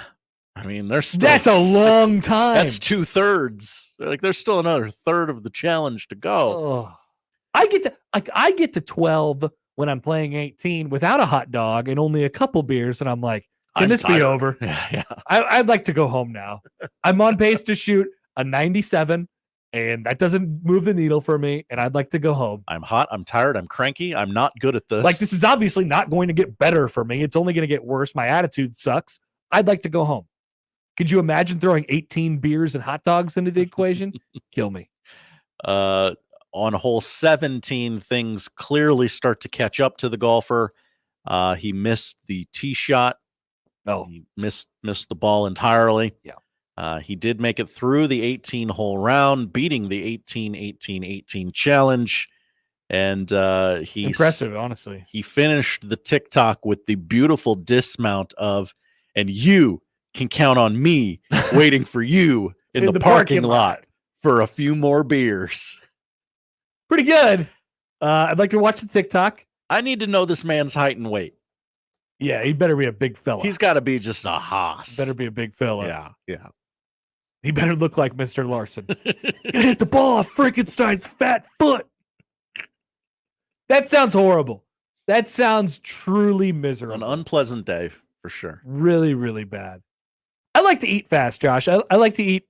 When I pick my food up from the concession stand at the joint, I want to get a hot dog and I want to eat it pretty much right there because I don't like moving and eating. I just like to eat. And so I'm not the kind of guy who's going to have the hot dog sitting in my cart for still, I only want the one hot dog.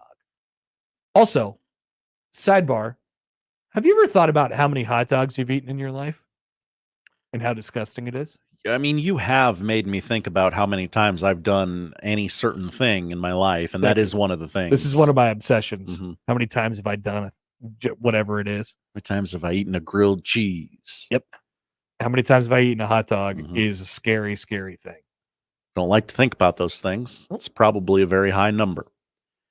We go to Florida for story number 2. Sure. Where Kira Enders and Dakota Jones are accused of taping 2 lottery tickets together to make it appear as though they won a $1 million prize. Yeah, it's not going to work.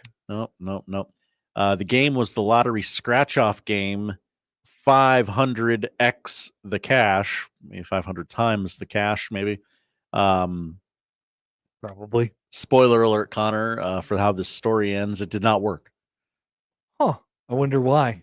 Both of the 36-year-olds went to the Pensacola lottery office and claimed their $1 million scratch-off prize.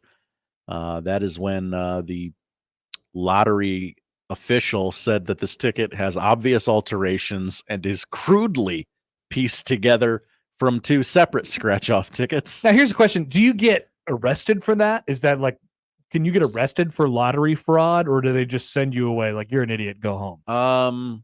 I assume they were arrested. I believe the article, if I remember right, had mug shots in it. But it's such a bad attempt. Right.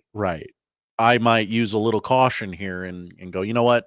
Go on, get the hell out of here, you two. Once again, just there couldn't be worse places to rob. The lottery, the casino, but just don't go to those places. They are built for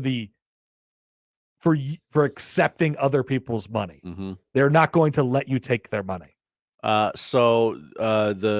They had 2 non-winning tickets. They ripped it up. They taped them together to look like a winning ticket and signed the back, which is perjury. Nice. Florida lottery That's what they got popped for? Yes, investigated the case along with detectives from the local sheriff's office. Agents and deputies called in the 2 nitwits for an interview. After cops detained them, they allegedly told cops that, hey, I realized I had the winning ticket at my home, but couldn't remember where exactly I bought it. So they tried to be real vague on the details of how they acquired this $1 million winning ticket. That's when detectives told her, okay, that's enough. We know what you did. Yeah. Stop. Just don't do that.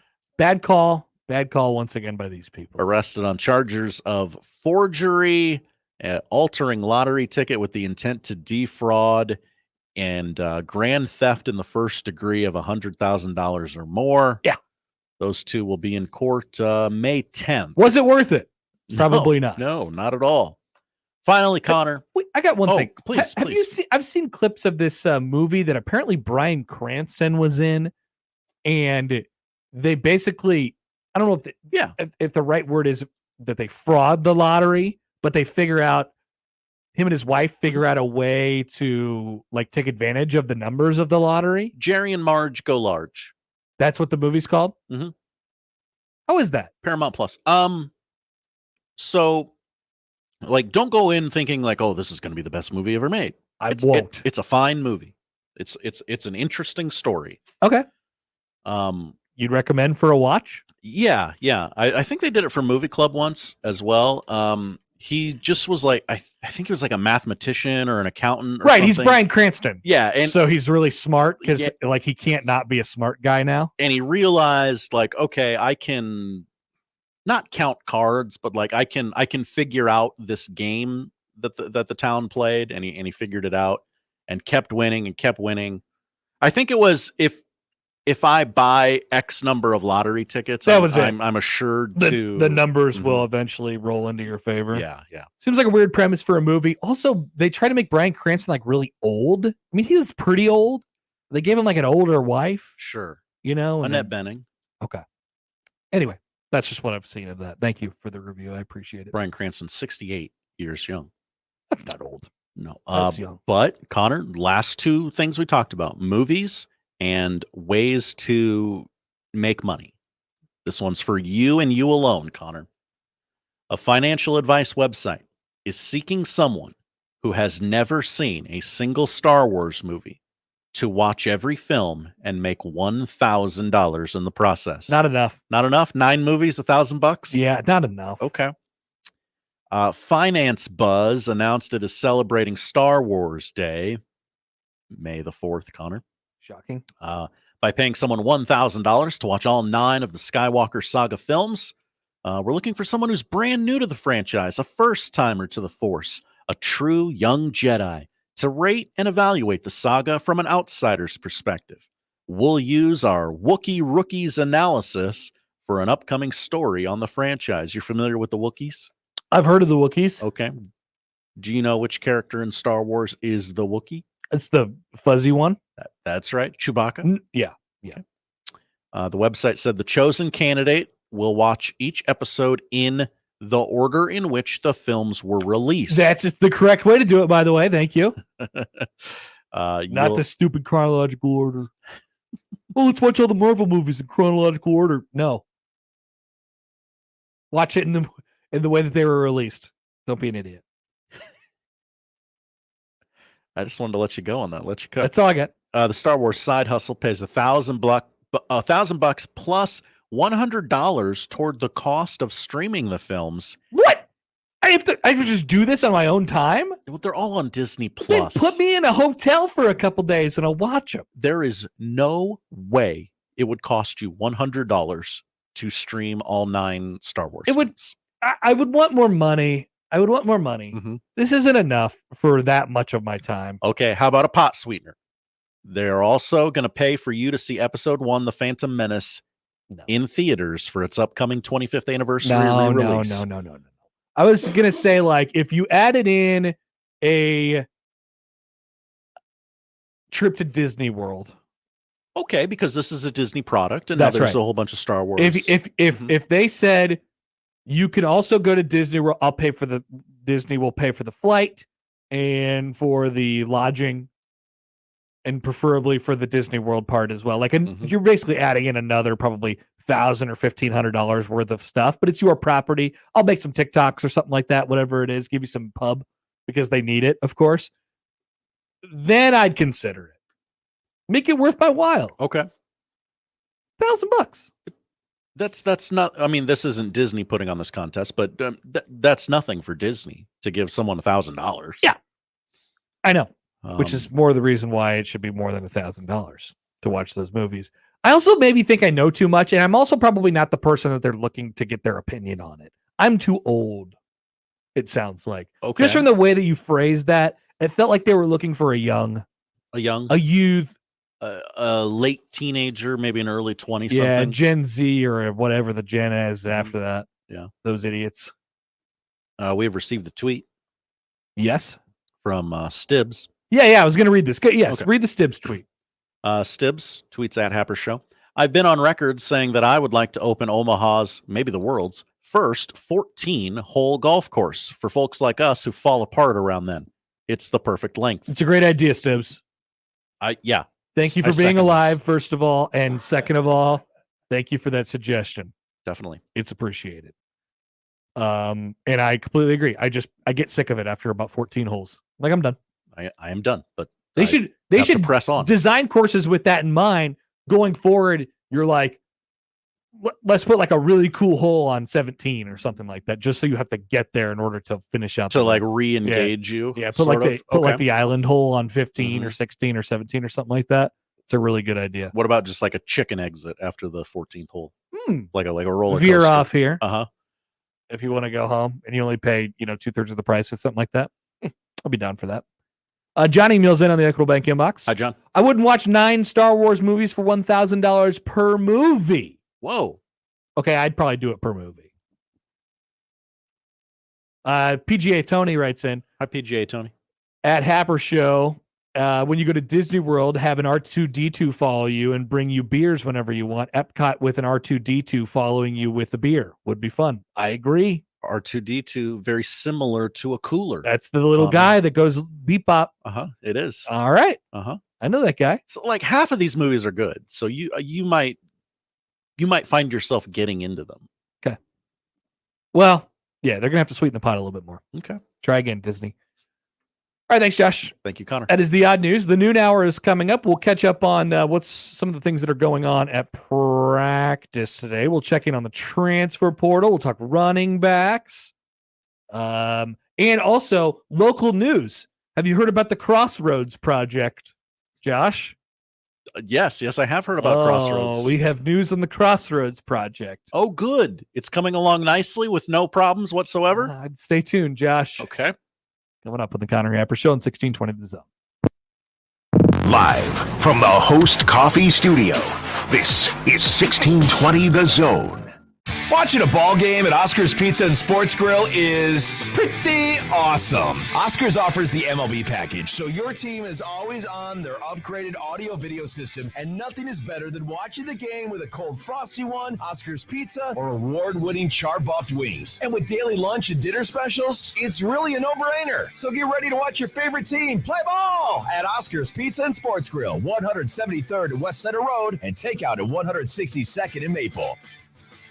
Guys, let's have a conversation. Let's say you've been losing interest in your spouse. You got low libido. You can't focus on things. And you're wondering, what is going on? It may be low testosterone. Mentality is here for you. With their FDA-approved testosterone treatment, the board-certified physicians who work with most insurance companies, they can diagnose the symptoms of low testosterone and take care of it. Schedule an appointment today. Go to the website, lowtusa.com. Take back your life, man. Mentality, lowtusa.com. The Zone Hotline is powered by 42 Degrees, The Source, by your mom's house. Roofing, siding, and gutters. Make the right call with the rooferys at John Higgins Weather Guard. What's holding you back from learning the language you've always wanted to speak?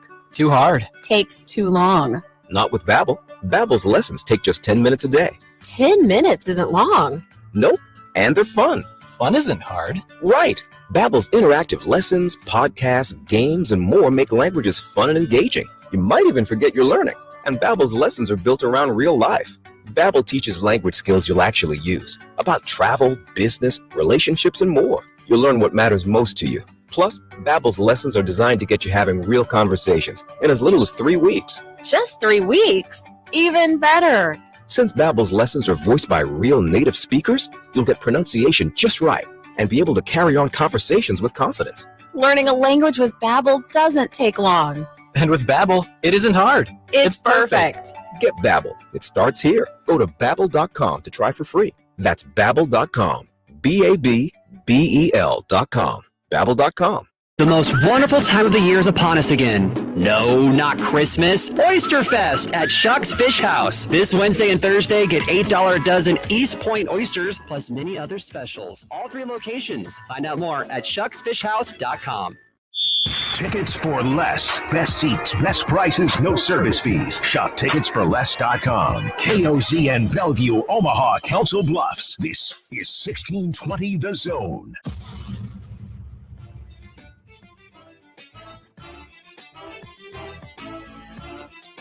I have an interesting tweet for you all. A tweet? Yeah, this is from Matt Norlander, who covers college basketball for CBS Sports. I'll read you the tweet as it is written. Source: Oakland grad transfer Trey Townsend, one of the best in the portal, will commit to Arizona or Ohio State this week. Interesting tweet, just that first sentence.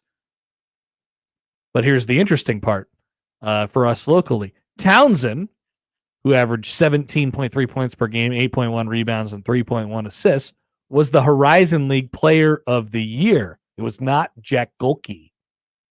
He didn't write that. Well, he came off the bench. The last sentence is this. Michigan State was also involved, but Sparty is soon to add a transfer who plays a similar position. I'm doing the Brian Windhorst thing if you're listening on radio or podcast. Yeah, I think Frankie Fiddler's going to go to Michigan State. Whoa. Okay, all right. What? There's lots of guys who play that position in the portal, Connor. Lots of guys from low major conferences who play that position that are interested in Michigan State that are in the portal? Yes. Michigan State's been in on everybody this portal season. Tom Izzo knows. What if Father Time is undefeated? What if I told you that Frankie Fiddler, the over-under for Frankie Fiddler to make an announcement to Michigan State is 20 minutes over or under?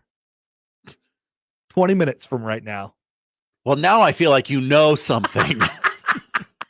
Matt Norlander clearly knows something. 20 minutes? 20 minutes. Yeah, over or under, Josh? Fine. Over. 3 hours.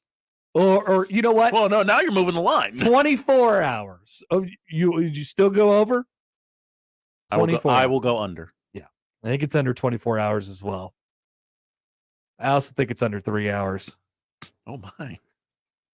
I also think it's under 20 minutes. It might be coming soon. You can't just put that tweet out there and pretend like it's not going to happen. I got to get ready.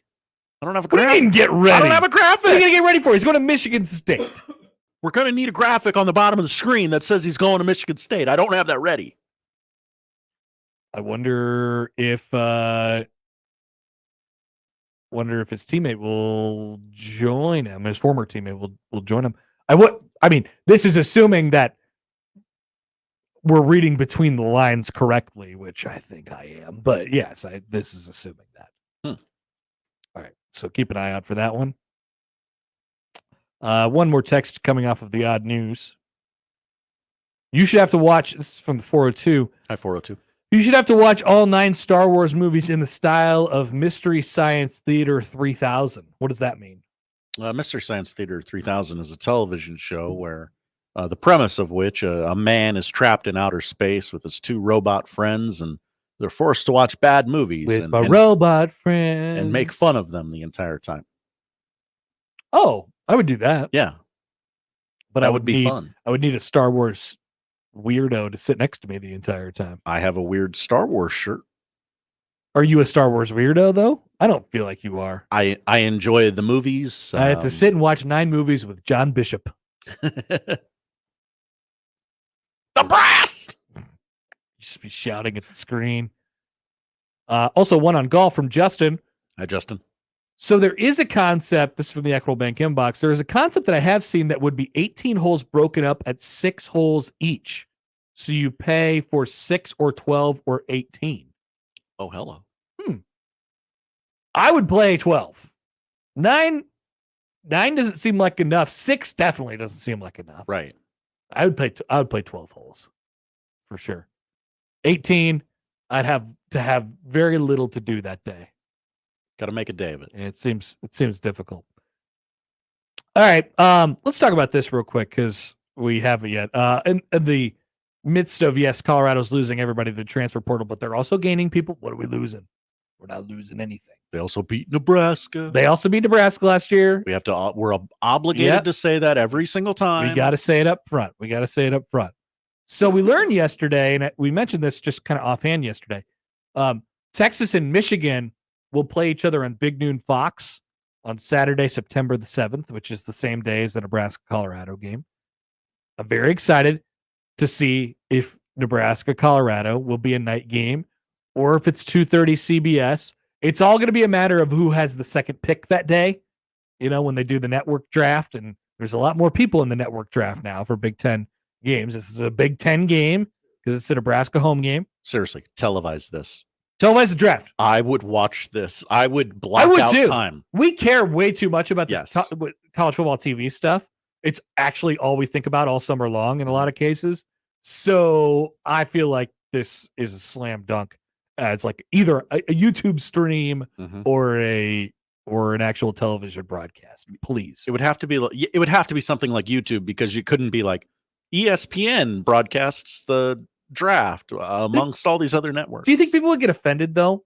Like, do you think schools would get offended when they say, "Hey, we don't want anything to do with Rutgers"? Yes. Well, that wouldn't be very Big Ten style of them. But someone had to And get would it picked offend last people? when the All-Star and the NBA All-Stars got drafted. Yeah, I think it'd be too offensive for television. Let some scribes in there. Let some scribes in there and have them just write about what they see, and then have them pull a couple quotes out and then put it out there. That's all I need. Okay. Or have me in there and I'll do a vlog. Ooh. Or Nick can do a vlog. Just an option for the Big Ten if you want to make more money. If you're interested in money, which it kind of seems like you are. Anyway, the week before that, Colorado is scheduled to open up their season against North Dakota State. That game was previously scheduled for Saturday, August 31st. It is now being moved back to Thursday, August 29th against North Dakota State. So a couple things are happening here. Number one, I think the Nebraska-Colorado game is probably the last hope for TV networks to cash in on the Coach Prime thing. If you haven't noticed, it's already died off a little bit in the summer. I mean, last year and then this winter and into right now. Like, it's already, there's just not as much buzz there. There's certainly not as much energy as there was in the first couple games of the year last year, when nobody really knew how it would go at first. In fact, everybody thought it would be really bad, and it ended up being really good. And so there were this giant TV product for the first couple of weeks of the season. You know, a few of the most watched college football games all year were in Colorado's first couple of weeks of the season. And then what happened? They fell off the cliff, and people still watched them, but not nearly at that level anymore. It is an opportunity for TV networks to take someone that is not Ohio State, that it's not Michigan, that it's not Alabama, that is not, who else is even in that? What's a big brand category now? Like USC, Texas, Ohio State. I mentioned them. Yeah, Ohio State, Michigan. Yeah. Gosh, what is like tier one big brand, big TV brand? Like you're getting 6 million viewers no matter who is playing here. LSU? Nah. It's probably just Ohio State and Michigan. But if Michigan, Notre Dame. Okay, Notre Dame. They're kind of their own thing on an island. Alabama, I guess. Georgia. Yeah. I don't think USC's there, but who knows with better TV deals now, like maybe people will watch USC now that they're on Fox, like Big Fox, like during a normal time that's not 10 p.m. Yeah. So maybe you could put them into the category. Anyway, that was a sidebar. But it's an opportunity for the TV networks to look outside of the window of those schools and say, we can deliver you 5, 6, 7, 8, 9, 10 million viewers with a couple schools that don't usually do numbers. One that does do pretty good numbers. Nebraska's actually pretty close to that tier in terms of television viewers. People still watch Nebraska. I know it's unbelievable, but it's true. And then Colorado, who wouldn't usually really mean much of anything, but there's rivals. And then there's the Deion Sanders part of this thing, and it's in Lincoln. And put it at night, damn it. Do the right thing. Do the thing that you want to do. I know you want to. Please do it, because it could get downright nasty in there. We're due for a nasty game. Yeah. We're due for a nasty game. Haven't had nasty one since that woman. Miami game. We are due for a nasty game, Josh. Poll question: are we due for a nasty game? Hell yeah. I think we are. 2014 Miami was the last time that we had a nasty game. Nasty game. It's very nasty. I can't even remember any. Maybe like 2021 Michigan. was borderline nasty. But that was it was a night game and it was a big game, right? It didn't have the same. If Nebraska would have hung in for more than 8 seconds against Ohio State in 2019, the game day game, Frost, that could have gotten a little fun, but they didn't. But yeah, I feel like they were one win away from the nasty game a lot of times over the last 5-10 years. It's a great point. Like, okay, if they win this game, the next week sets up to be, and that never happened. No, they lost the game before the nasty game, but this has a chance to be nasty. Yeah. But you can't have a nasty game unless it's at nighttime. Mm-hmm. That's when we do the nasty. You can't have you can't have a nasty game at 2:30.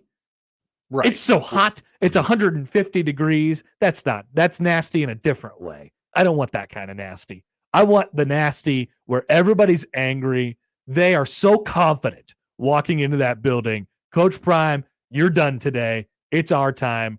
I know you've Colorado's won the last 3 in the series, but this is it. This is how we break this series for a couple years. We'll see you in a few years. You're not going to be here anymore. We're going to send you off with this beautiful parting gift of an absolute bloodbath on a Saturday night early in the season as Nebraska moves to 2-0 in year 2 of the Matt Rule era. That's how people would feel going into that game. That has the makings of a nasty, nasty game. And for Colorado, as they move back to the Big 12, there's not a lot of marquee matchups. So I think you're right about this is kind of the television network's last. Yep. Last hurrah. Get Coach Prime one last time before it all goes away. They host Baylor, their first Big 12 game. And then, like, also, what's the big? Is it going to be Big 12 after dark? Is that what's going to their TV deal? Take that 9:30 window? Like, I don't know. There's not a lot on this Colorado schedule that sets up to be as big as Nebraska, Colorado from just a ratings standpoint. I also have a second question about Coach Prime. Do you think I could find astronomical odds anywhere that Coach Prime resigns during the season this year? Ooh. I'd like to find that. You think he'll just walk? I don't know. I mean, I don't think they're going to be very good, and it's going to fall apart again. What if he just does it? What if he just decides to say, I'm gone? He clearly has no connection to the place whatsoever. We need to know if I don't want to say the act, but if the act is wearing thin amongst the people who cover that team, because there's not a ton of people who cover that team even still. No, but I don't think they were sure about it in the first place. He was going to have to win in order for it to work. Is there a scribe in that room that's going to go, "Hey, coach, I don't believe." Well, you're out of here. Well, that's the other part of it too. That's what he would say. Yeah. Just start kicking people out. A couple questions in from the text line. Hi, text line. This one's from Cody. Hi, Cody. Does M. Bigley on YouTube realize no one else is talking to him? Interesting question. Hey, Bigley's content. M. Bigley's great. He ain't hurting anybody. Keep commenting on every word that we say. I really like it. I really enjoy it. Unfortunately, I can't really tell if anybody else has commented and said anything of note. So Josh is going to have to keep track of that one for me. And this is from Happer's Meme Guy. Hi, Happer's Meme Guy. Second poll question: can you do the nasty exclusively on Peacock? Not the question that we were asking. I don't want that game to be on Peacock. That does take a little of the edge off of it, right? Here's a question. I would be willing to sacrifice big TV numbers, like network TV numbers, because I'm just a man. I do not care about TV numbers for that game being at night. Whatever we got to do to get it at night. I will. If that game has to be on Peacock, then damn it, I'm okay with it because I need that game to be at the nighttime so we can do the nasty.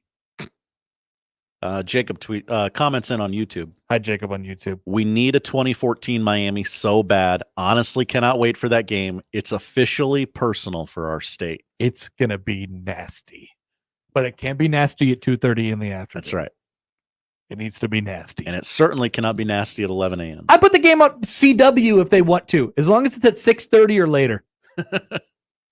Give me some of those guys wearing those weird jackets. Can you imagine that crowd? Can you? I'm thinking about it already. It's going to be special if they get a night game that day. So TV networks, come through for us. Come on. We don't ask of much. In fact, actually, we ask of a lot. But in this case, we're asking of another thing. Just put that game at night so we can get a little nasty. That's all. Just a little. Just a little bit. Just a little nasty. Back with more next on 1620 The Zone. Previously on Unsportsmanlike Conduct. I cannot believe you didn't want to watch Hook. What a classic I've never movie. seen Hook either. Yeah, but Nick, you're 5. Sean was alive in the mid-90s. I didn't see every single movie. You didn't see anything. You're a What are you big dumb talking idiot. about? I'm working at the gas station again, watching the 94 Orange Bowl. Watch some damn movies, John. I've seen and listen to Nirvana. Hell yeah. Unsportsmanlike Conduct with John Bishop and Josh Peterson. Weekdays 2 to 6 on 1620 The Zone. Your Omaha area forecast from the Godfather's Pizza Weather Center and KETV News Watch 7 on 1620 The Zone. Can't rule out a stray shower early Tuesday. Otherwise, expect mainly cloudy skies the first half of the day with northwest winds ramping up. Expect wind gusts up to 30 miles per hour in the afternoon with a lot more sunshine, highs in the upper 60s. I'm meteorologist Sean Everson from KETV News Watch 7. More with Connor and Josh after this. We're going to have an extensive professional relationship, my man. On 1620 The Zone. Not too long ago, I heard Jensen Tire and Auto guarantees if you find a tire they carry advertised by a local competitor at a lower price, they'll match it. I'm always looking for a great deal, so I thought I'd see for myself. Try as I might, I couldn't find a better price than at Jensen. So I bought my tires there. And guess what? They had the tires I wanted at the right price, and they had me in and out in no time. Sure, I'll always be on the lookout for a great deal. And if I happen to find one, I'm bringing it to Jensen because I know they'll match it.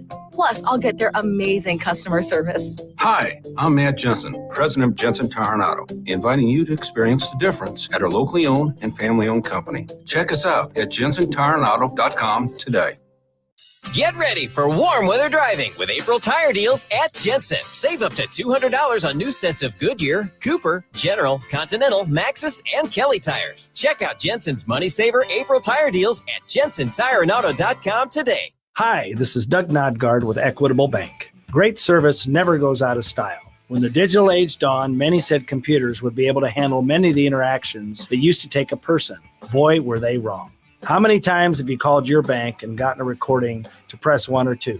Not at Equitable. Not only does Equitable answer your call in the first ring, it's answered by a human being. That's because Equitable Bank values its customers. Equitable Bank, we take banking personally. Member FDIC. I have never seen this before. Hi, John with Saul's Jewelry and Loan. The price of gold is the highest it's ever been. Now is the time to get the best price on your broken jewelry, chains, and diamond jewelry. Saul's has been around a while, and trust us, now's the time. Saul's Jewelry and Loan. Let's go on a fishing trip you will be talking about for years. The best walleye fishing trip ever. Join me, Crash Davis. We're going to travel to the walleye capital of the world, September 15th through the 19th aboard a deluxe motor coach. Travel with me to Ballard's Resort on Lake of the Woods. Pricing includes round-trip motor coach transportation, 4 nights lodging, 3 days of fully guided walleye fishing, and all of our meals. Go fishing with me, Crash. Your best trip ever. Sign up at ballardsresort.com. ballardsresort.com. And set the hook. Getting quality employees to fill positions in your company is essential, but finding those people can be a major hassle, unless you use ZipRecruiter. ZipRecruiter makes finding quality people a breeze. And right now you can try it for free at ZipRecruiter.com/radio. With ZipRecruiter, one click sends your job to hundreds of top job sites. But more than that, ZipRecruiter's advanced technology identifies the candidates with the skills you need, sends you a list of great matches to review, then actively invites them to apply for your job. And the results speak for themselves. 4 out of 5 employers who post on ZipRecruiter get a quality candidate within the first day. That's right, the first day. Now you can focus on your business and let ZipRecruiter do the work finding the best people for you. See for yourself. Experience the ease, efficiency, and power of ZipRecruiter for free Just go to ziprecruiter.com/radio. That's ziprecruiter.com/radio. ziprecruiter.com/radio. Progressive presents 10 things on a food truck owner's to-do list that are harder than getting a commercial auto insurance quote. Stocking the fridge, prepping the stations, finding employees that get along well, finding employees that actually do their job. Looking at you, Gary. Balancing the books, balancing the flavors, having a fresh menu and fresh produce and fresh meat, but never a fresh mouth. But the easiest thing on a small business owner's to-do list? Seeing if you can save on commercial auto insurance. Get a quote in as little as 7 minutes at progressivecommercial.com. Progressive Casualty Insurance Company and Affiliates. Coverage subject to policy terms and conditions.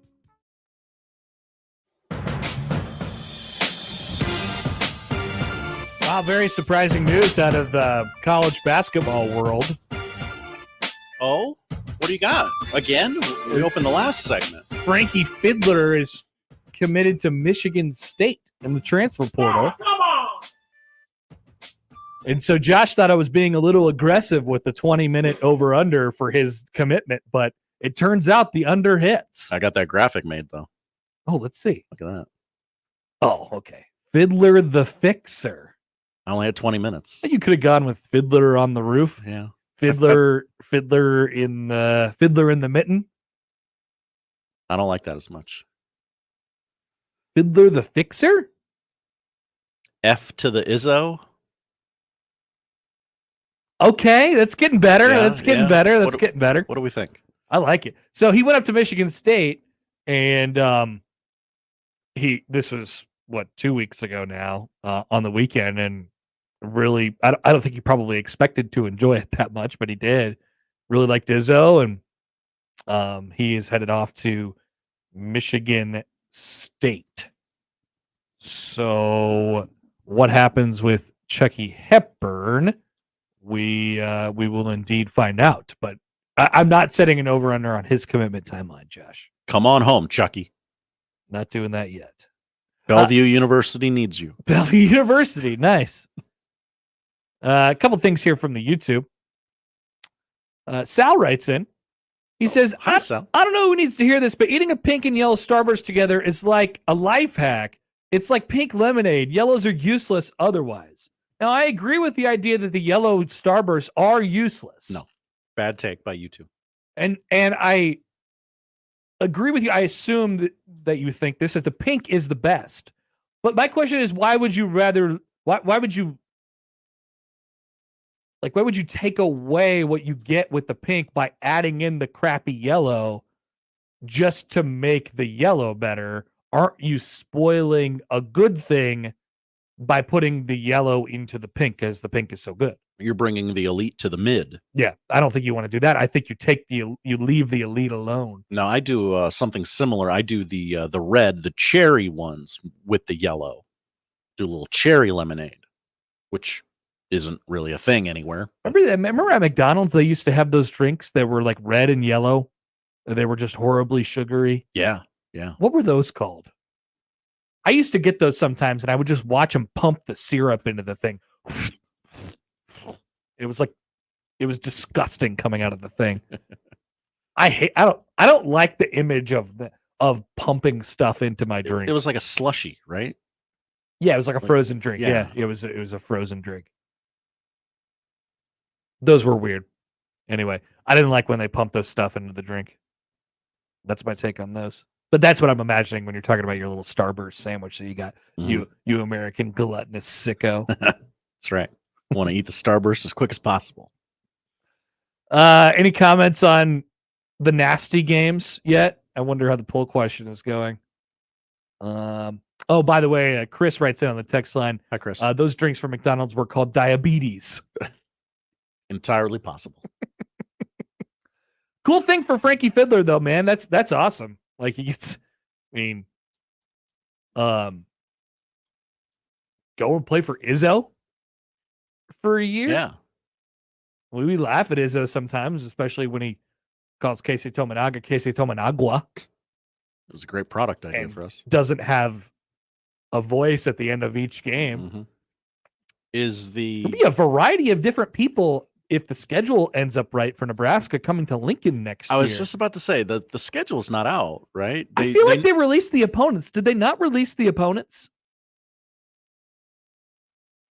Let me see if it's in my email somewhere. Jack John says, "Save all your yellow starbursts, and I'll come by and grab them." I'm not gonna just put my yellow starburst in a pile for you, Jack John. Don't be a weirdo. I feel like they released the opponents, but maybe they didn't. Maybe I'm just imagining that. So St. Thomas is off to USC after doing his 1 year at Northern Colorado. St. Thomas, the person. Oh, not the Tommies. I can understand why that would be confusing, but yes. St. Thomas is going to USC, which people forget USC is going to be a Big Ten team next year. Mm-hmm. Frankie Fiddler is off to Michigan State. We'll see where the Chuckster ends up. Connor Essegian is playing in Nebraska now. He was at Wisconsin last year. A lot of Big Ten to Big Ten transfers. Too much movement. Nebraska was in on that Farrell Payne from Minnesota, but he's off to Texas A&M to play with C.J. Wilcher, who was at Nebraska. So there's a Big Ten connection there. So if we just get Texas A&M on the non-con schedule or playing one of those rando tournaments, then you got a really complete deal going into next year. All right, back to Matt Rule from yesterday. Let's talk running backs for a second, Josh. Love those running backs. I'm a bit on edge here. Oh, EJ Barthel talked a bit today. The running backs talked a bit today. Didn't think there was much, momentous that came out of that. So this is in the midst of a 20-plus minute press conference on Saturday after the scrimmage where he talked about how the offense had such a great day. Rule did. Matt Rule. Nebraska football coach Matt Rule. He talked about how good the offense was, and it was the best day of the offense ever, right? We played the clip yesterday. Great things to say about the quarterback, great things to say about the offensive line. They're showing consistency up front. They're showing depth up front. He's liked what he's seen from the pass catchers so far. Coach, how about those running backs? Yeah, I think running back's still a position where we're still not making we're still feeling ourselves kind of through on this. There's so much protections you have to do. Emmett, is just so consistent and had a big, huge explosive run. So that's what I love about Emmett, man. He can protect, he can catch the ball in the backfield, he can run the football between the tackles, he can take the ball outside. He just can do it all. So I was talking to Amon Green as we were walking in because he was watching the scrimmage, and I think Emmett really sort of stands out. So in terms of what he's doing, so. Really pleased with him. Maurice, consistent, running the football, and he's pretty good on most of his protections. A lot of the other guys still they can do in our protection scheme. Like I've got Sean, I've got him, but then I'm also responsible for if the safety comes, and sometimes we miss the safety, and that's I tell them all the time, like if you're playing for the Ravens and Lamar Jackson's making $45 million, how many times do you think they're going to let you miss that before they tell you to leave? So you got to learn it now. So. I think there's some steps to be made at the running back position for us. So let me get this straight. And to be fair, there's been a lot of Kool-Aid this spring just about the team and in general, and I still think they're going to be pretty good next year. But what I'm about to say about the running backs is not going to be good. Okay. Oh no! Everybody brace yourselves. Hold on, everybody. Hold on. So I mean, it's not overly critical. I think in order to play for a Matt Rule coached offense at running back, it seems as if you have to pass pro, right? Like that. He just talked about there's some stuff in the pass pro that we got to get right. And then there's the personnel issue too. I don't think Nebraska has a guy that they've seen go grab that spot yet. Maybe the closest is Emmett Johnson. I don't think they view him as a 20 carry a game guy. So they view him as a bit of a change of pace, like an 8 to 12 carry a game guy, which is fine. Every team needs that, but you also need, the main guy, the feature running back. Don't think they have that at the moment. And what you hope is that you don't have to force a guy who's a role player, aka Emmett Johnson, to play into a role where he is the feature. He is the star. And then you have a couple injured guys, Gabe Irvin and Ramir Johnson, and you're wondering, and they're older, and you're wondering what you're gonna get from him. And then there's Dante Dowdell, who came to Nebraska in the portal from Oregon, and nobody is sure what they're gonna get from him either. It's kind of just I don't know. I don't know what that's going to be yet. Maybe there's an adjustment period that he has to get through, or maybe he just doesn't have it. seems to be maybe a combination of the two here during spring ball, but we just haven't heard his name much over the last couple weeks of this thing. That's the thing I'm concerned about. Like, I don't know. I don't know what he was brought in here for, like what they told him he was going to be when he got here. I thought I would hear his name a lot more. I just think at this point, I think their approach on the position in totality is they're going to throw 2 or 3 guys out there, and the rest of what we do offensive, like I think they take the approach of it doesn't necessarily matter who our running back is as long as he could do the things that are required. I think I would look at it like this. In Nebraska, offense is one game-breaking running back away from being pretty damn good. And so when they talk about the offensive line being good and opening up holes, if Nebraska's in the running back situation they're in right now, we're talking about 4-yard gains being 4-yard gains, which is fine. 4-yard gains are fine. That'll get you there. But I would really like a running back, and there hasn't been one in Nebraska in a long time now, who could take 4 yards and get 6, who could take 4 yards and get 7, who could take 4 yards and break off 2 tackles and get 14, bust a couple open. Emmett Johnson showed a little bit of that last year. So I don't want to take any credit away from him, but I don't necessarily love their approach to the position in general. And the other thing is they haven't had a guy really rise up. So I don't, regarding just their don't know what's gonna approach, happen. do you think Matt Rule and company are taking kind of the NFL approach to a running back Yes. where Yes. just it doesn't matter who's out there, just do it? Or is it, well, we haven't found the superstar running back, so I don't know, trot 2 or 3 guys out there? Yeah, that's a question that we've had to ask ourselves, unfortunately, in the preseason of just about every season since I can remember now, which is like, hey, do they not have a running back because they don't have a running back, or do they not have a running back because they don't want to have a running back? Right. And what I always say is, it's a combination, I think. Sure.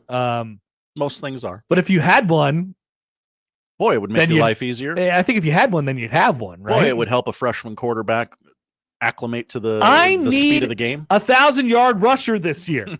I'm not forgetting about this. I'm going to keep pounding on this table.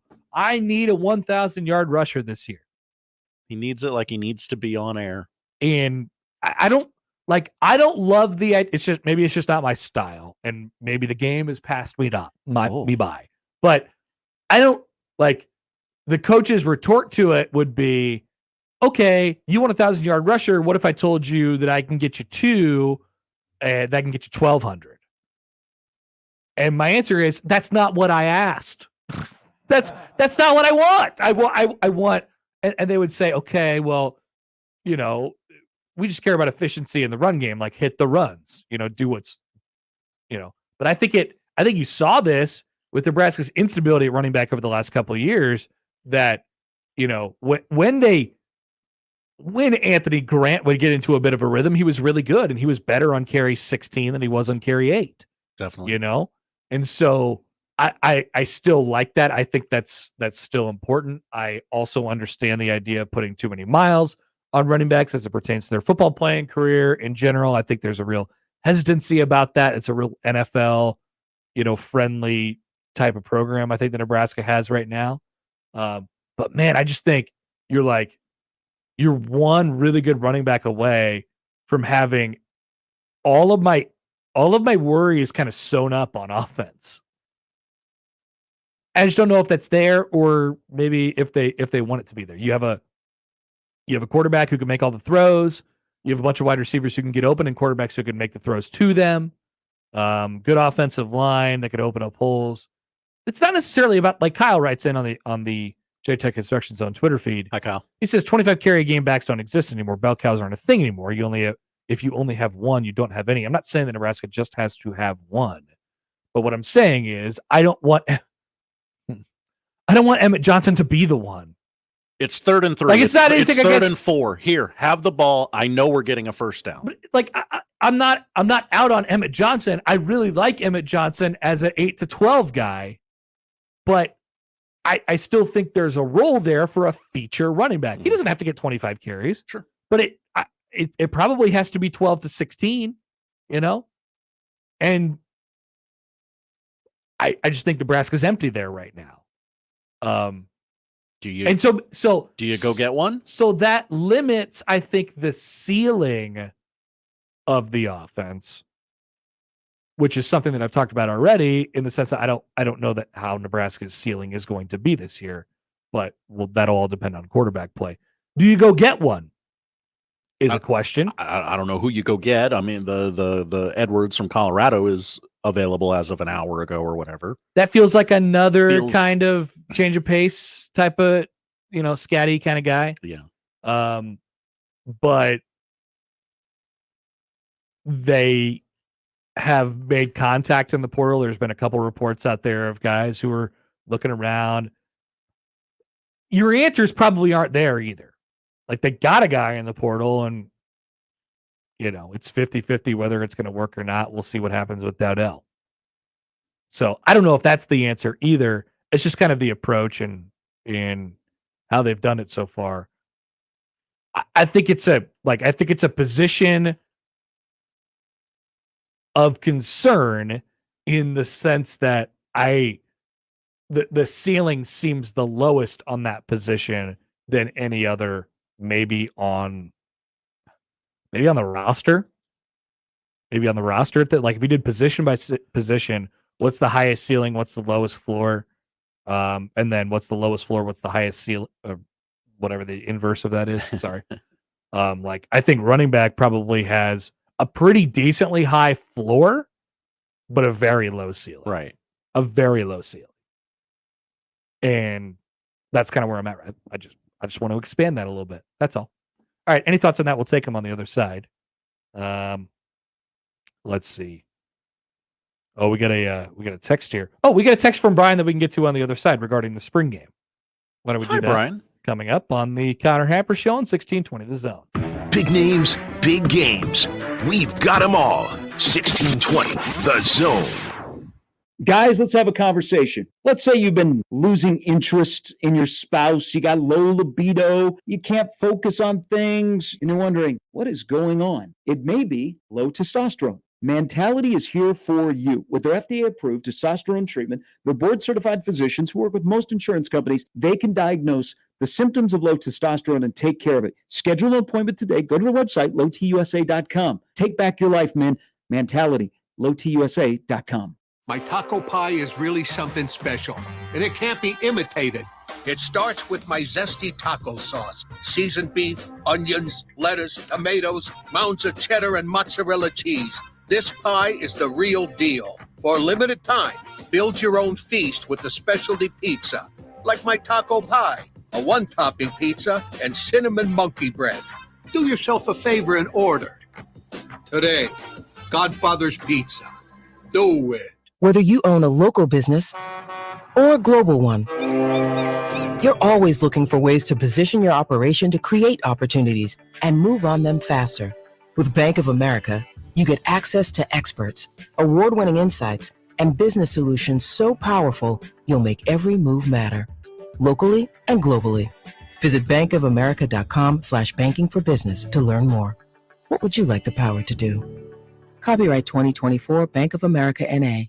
Hop into the driver's seat of a new Ford truck or SUV now at Baxter Ford. Choose from hundreds of new Ford F-150s, F-150 Lightnings, F-250s, and F-350s. Baxter Ford has over 250 new SUV models available, including Bronco, Bronco Sport, Escape, Edge, Explorer, Expedition, and more. Plus, all our vehicles come with fair, transparent pricing and no dealer fees. So you only pay for the vehicle, not the paperwork.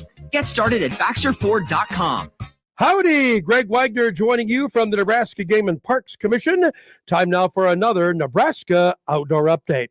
Say there's a lot to do this season in Nebraska's outdoors. There's always hiking in the state parks. There's bird watching. There's trout stream fishing action. There's scouting for that spring wild turkey hunting trip. And there's looking for shed deer antlers in your favorite woods. So there's no reason to be a couch potato, is there? No. Get outdoors and enjoy.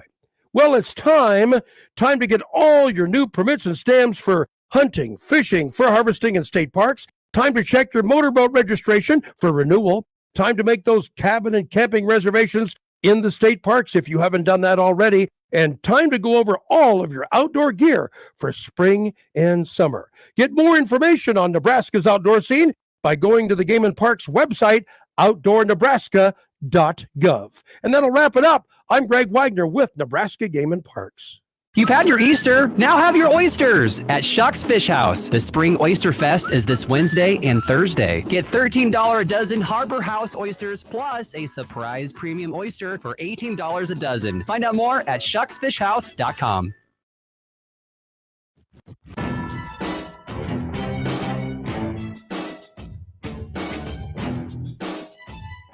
I will talk to Jacob Bigelow in a few minutes about all the college softball basketball comings and goings. Yes, and of course the softball win last night.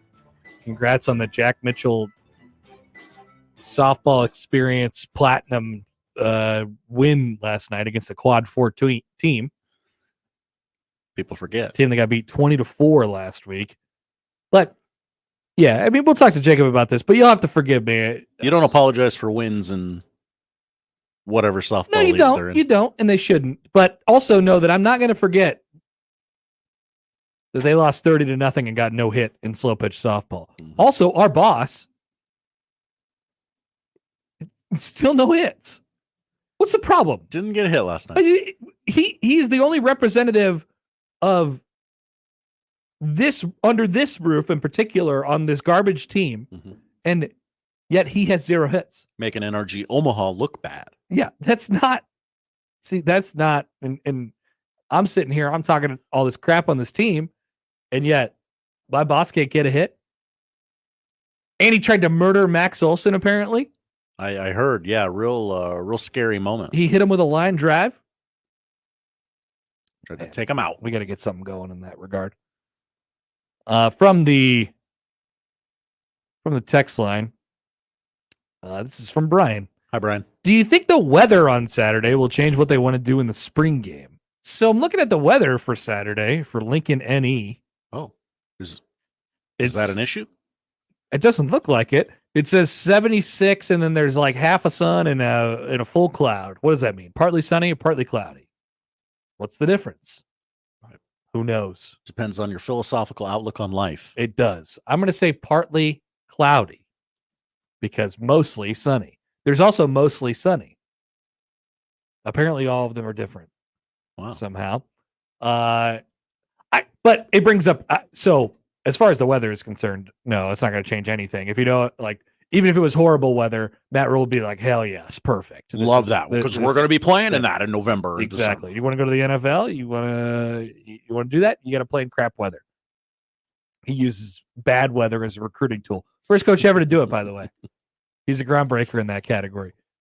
But it brings up a bigger question. What are they going to do for the spring game? What would you like to see for the spring game?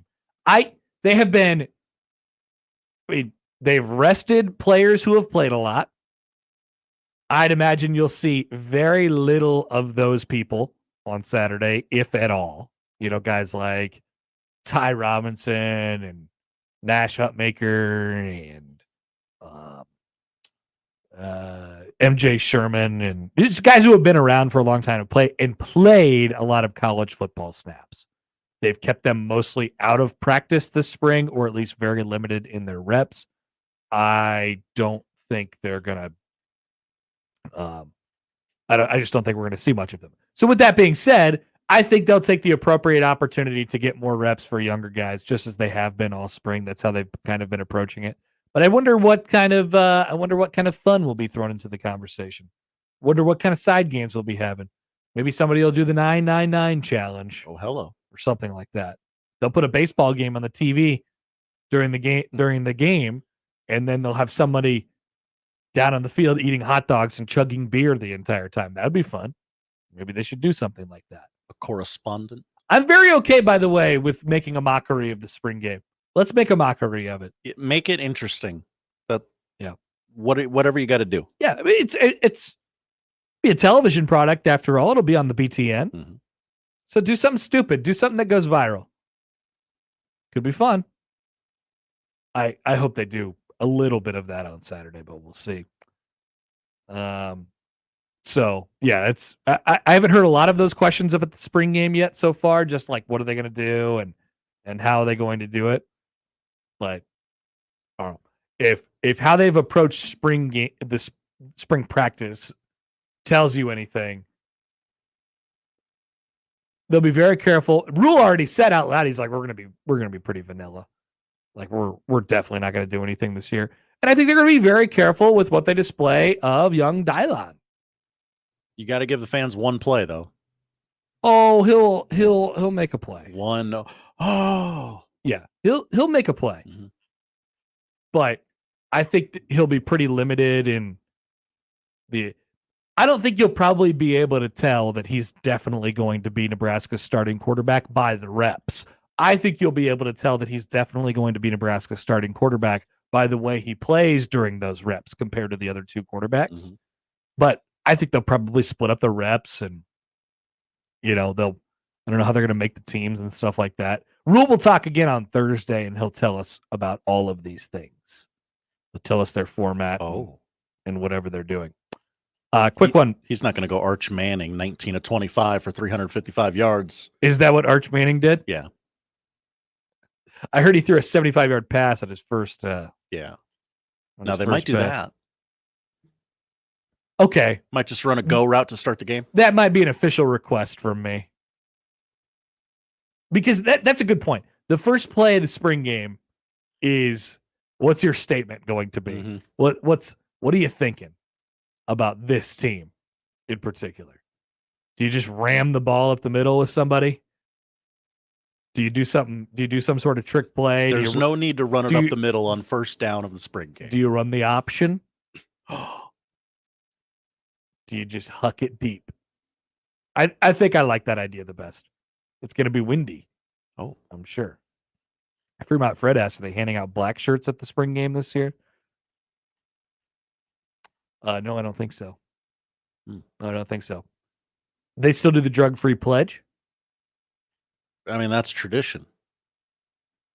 I remember going onto the field as a kid, and I dropped my pizza on the field. I was worried about the game.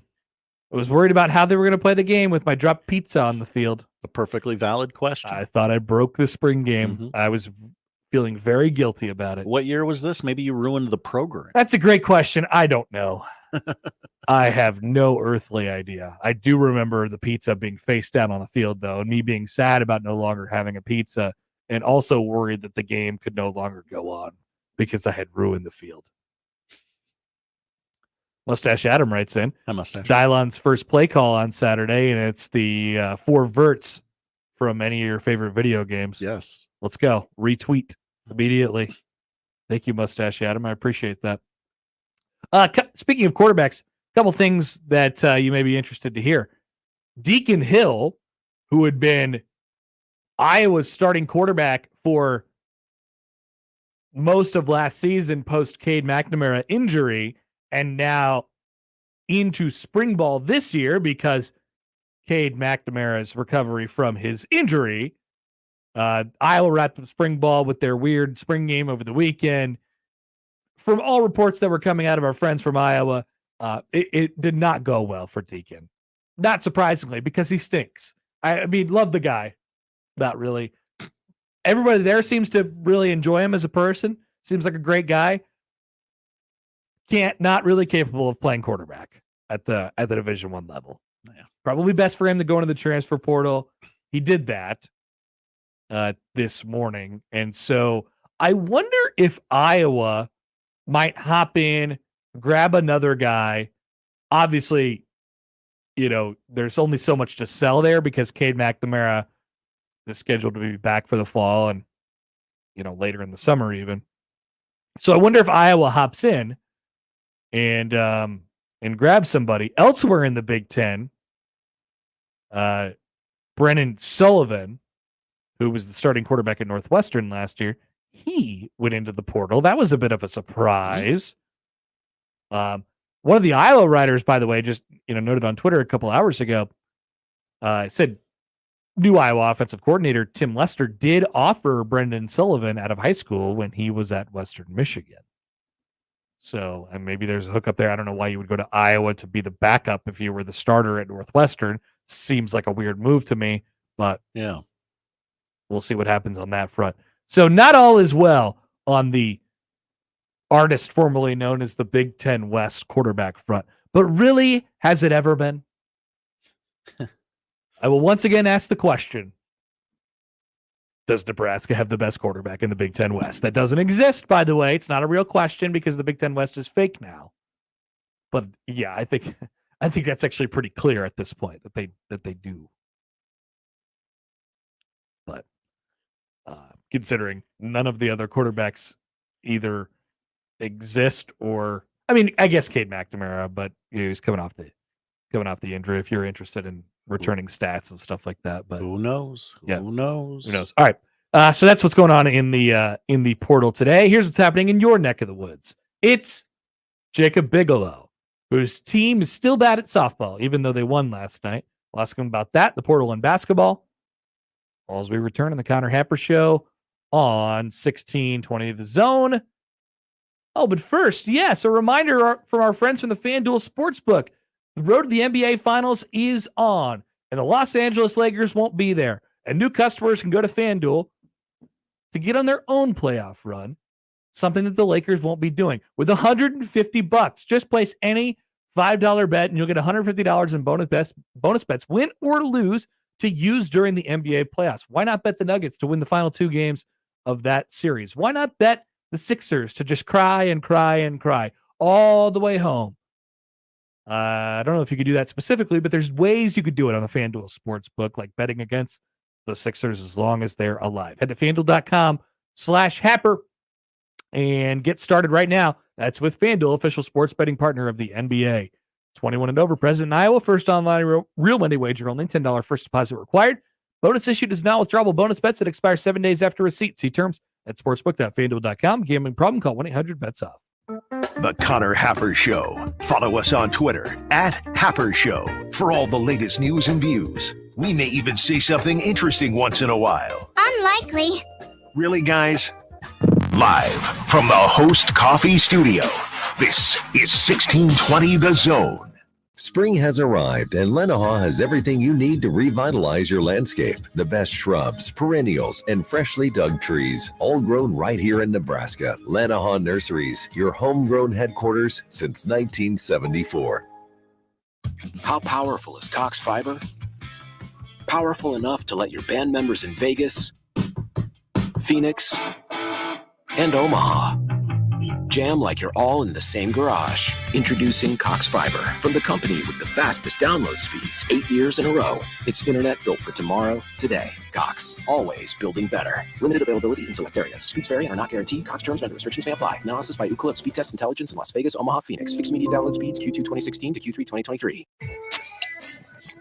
A Nebraska craft beers and ciders important to you? Whether you just love Nebraska brewed beers and ciders or you're a full-fledged craft brewery, there are benefits to membership for anyone with the Nebraska Craft Brewers Guild. Their sole mission is to foster and help grow the Nebraska-centric brewing community. Become a member today at nebraska.beer and help advance the craft beer and cider industry in the state of Nebraska. Find out more about the Nebraska Craft Brewers Guild at nebraska.beer. Progressive presents 10 things on a contractor's to-do list that are harder than getting a commercial auto insurance quote. Bidding a new client, giving an accurate estimate, finding affordable materials, getting a client to pay you for work you already did, getting a client to pay you, period, securing permits and workers and tools, getting those workers and tools to work together, and finding the perfect pair of overalls. Pockets, baby. But the easiest thing on a small business owner's to-do list? Seeing if you can save on commercial auto insurance. Get a quote in as little as 7 minutes at progressivecommercial.com. Progressive Casualty Insurance Company and Affiliates. Coverage subject to policy terms and conditions.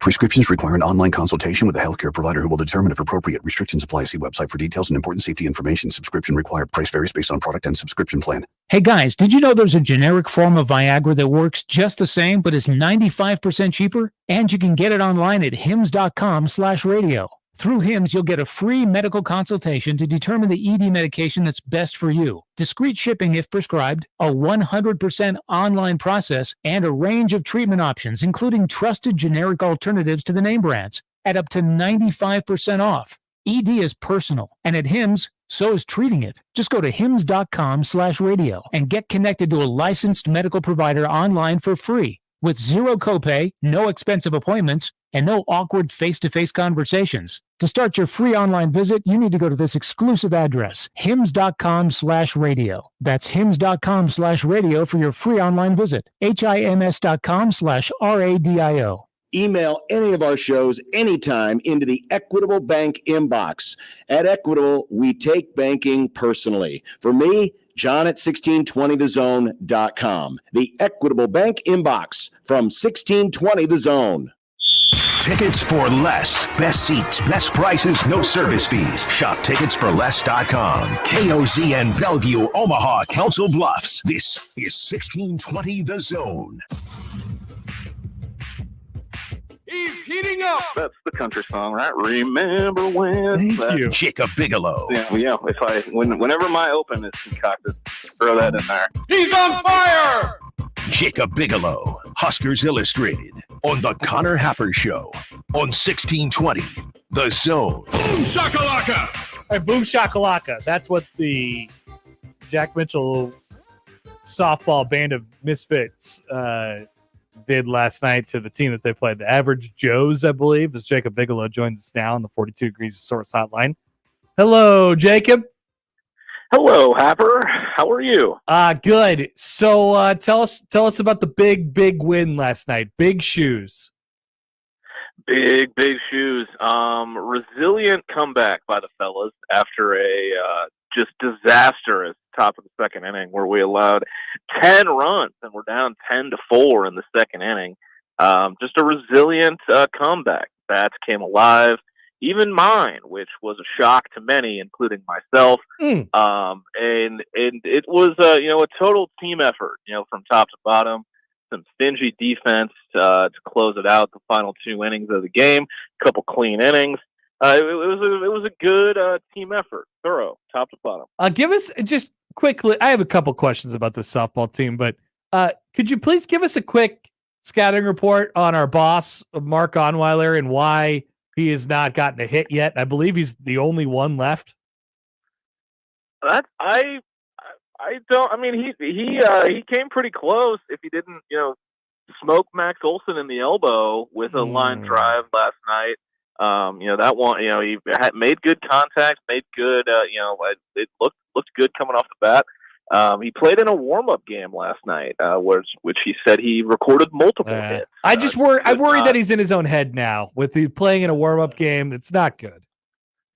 He might be. He just might be. I can't speak to that for sure, but he manned the hot corner pretty well last night at third. Just couldn't, still found a way to sacrifice in a couple runs too. But yeah, still looking for that first hit. I was told that the team that you guys beat last night lost 20-4 in their first game. Can you confirm this? I can confirm this. Yes. So are you still just happy to get the win, or I guess does the feeling change based on the quality of opponents? I guess what have you learned about yourselves through 2 weeks? I think the only way to go after last week clearly was up. Definitely, that's true. And regardless of competition, a win is a win. I think we had 19 hits last night. Plenty of, like I said, plenty of contribution top to bottom in the order, including me at the very bottom of said order. But it's good for confidence, good for mojo. Morale never wavered throughout the week, even after last week's performance. And then we go on to find out that the team that smoked us smoked another team again last night, 24-0. Makes you feel better. So it makes you feel a little better. Yes. Are you feeling like maybe you can get a few more wins, or I guess how is the confidence pretty high right now? I wouldn't say it's too high. I think it's never too high. I don't think it's a never too high, never too low. I think it's a never too high, never too low thing. We weren't too down in the dumps after getting smoked 30-0. We were just kind of like, well, that just happened. What the hell just happened? Like, it was just kind of more shock than like downtrodden. But I think we're not going to be too full of ourselves, and we're on to next Monday. It's a good quality, even keel. Even some of the best teams get no hit in slow pitch softball sometimes. That's what I always say. Yeah, it's good. Hey, it's a good attitude. Yeah, I mean that's how I'm going about it. Like I said, I made contact with a ball in a slightly competitive atmosphere for the first time since the 6th grade last night. Considering that's when I stopped playing baseball as a kid, so it personally for me was good. Was good for the confidence, and then for the group, obviously we like I said, contributions throughout the lineup and. Couple clean innings to finish it off. Okay, good. Well, I'm happy for you guys. Good to see one go in. Good to see one go in. That's for sure. We'll keep very close eyes on what happens next week with the Jack Mitchell softball experience, and we'll check in again. Let's go to the portal though, Jacob. So the news over the last hour or so here is that Frankie Fiddler is off to Michigan State. That's a really interesting kind of landing spot for him, but went on his visit to Michigan State, really enjoyed it, and that's where he's going to end up. Your thoughts on that pairing between those two?